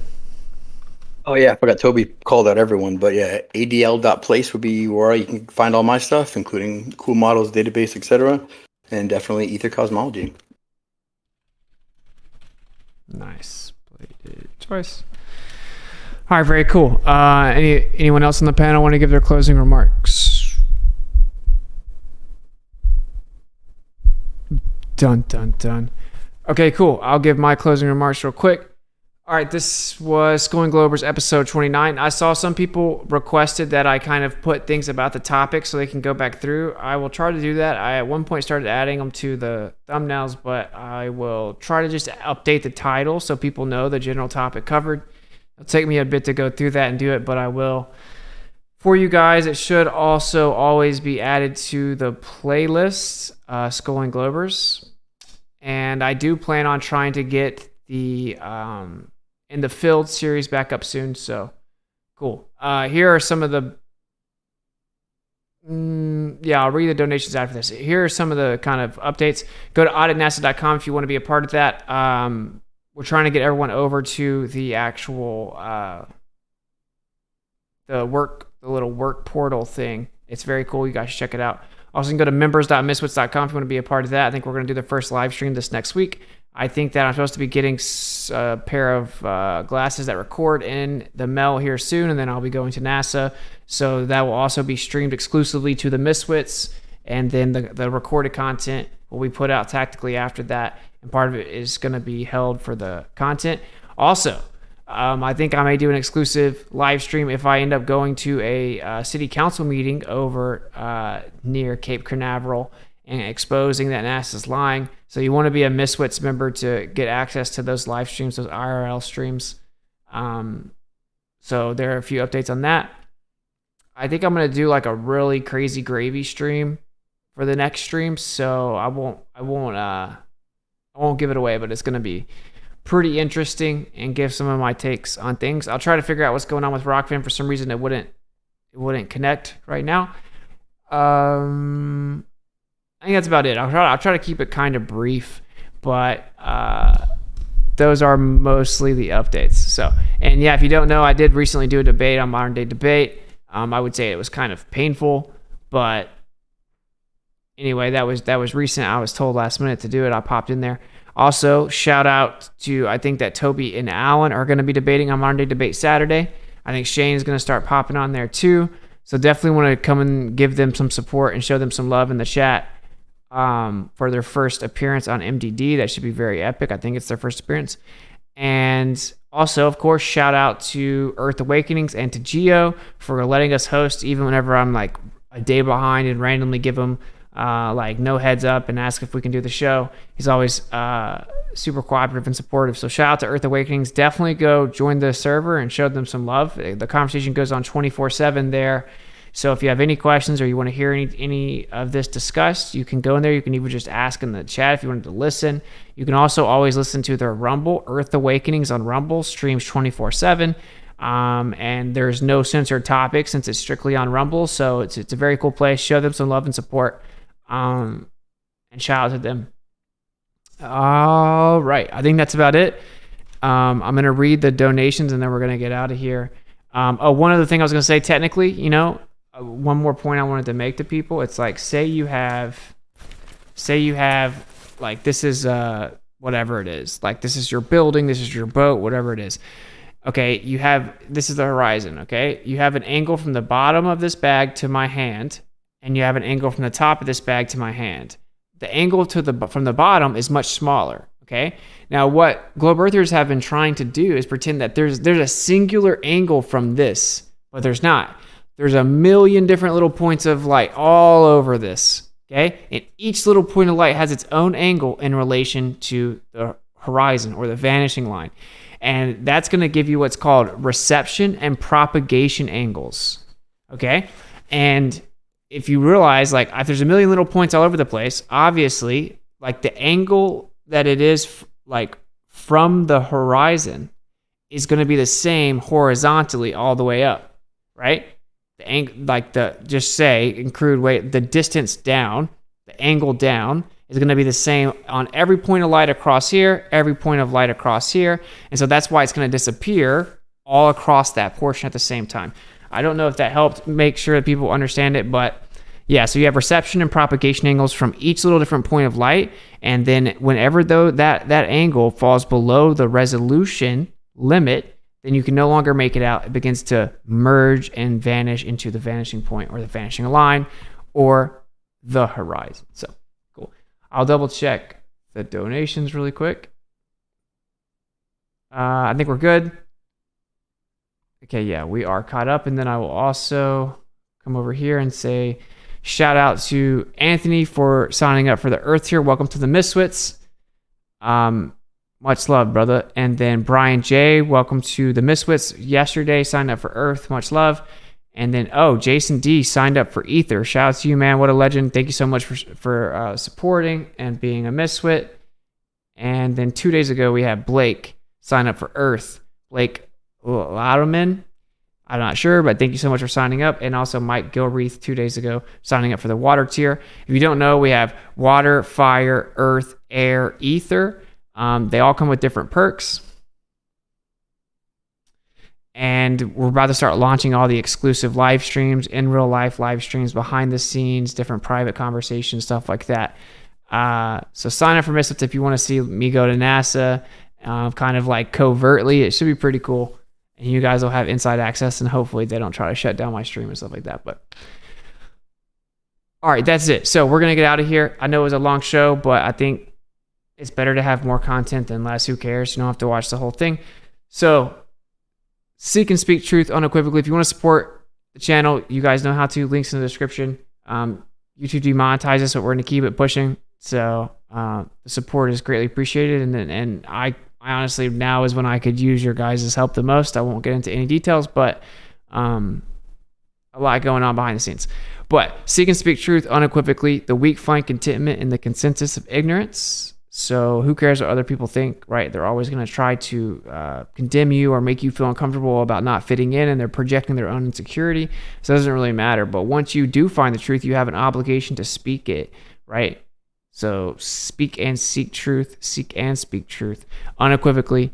I think that's super important. Yeah, and who cares? The masses are always wrong. The majority is almost always wrong, because what's popular is rarely true, and what's popular is rarely true, and what's true is rarely popular. All right, I'll catch up with you guys later. Peace.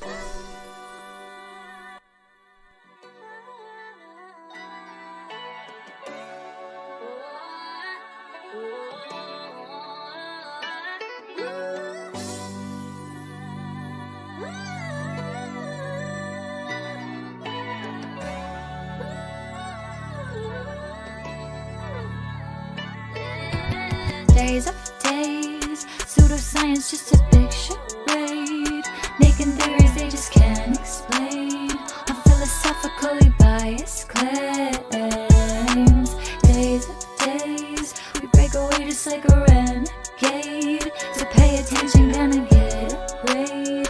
We schooling globers till they all awake. Schooling globers with diplomas and a chip on the shoulder. Debate is over, mind is sober, solar system disclosure. Can't go back once you heard the facts.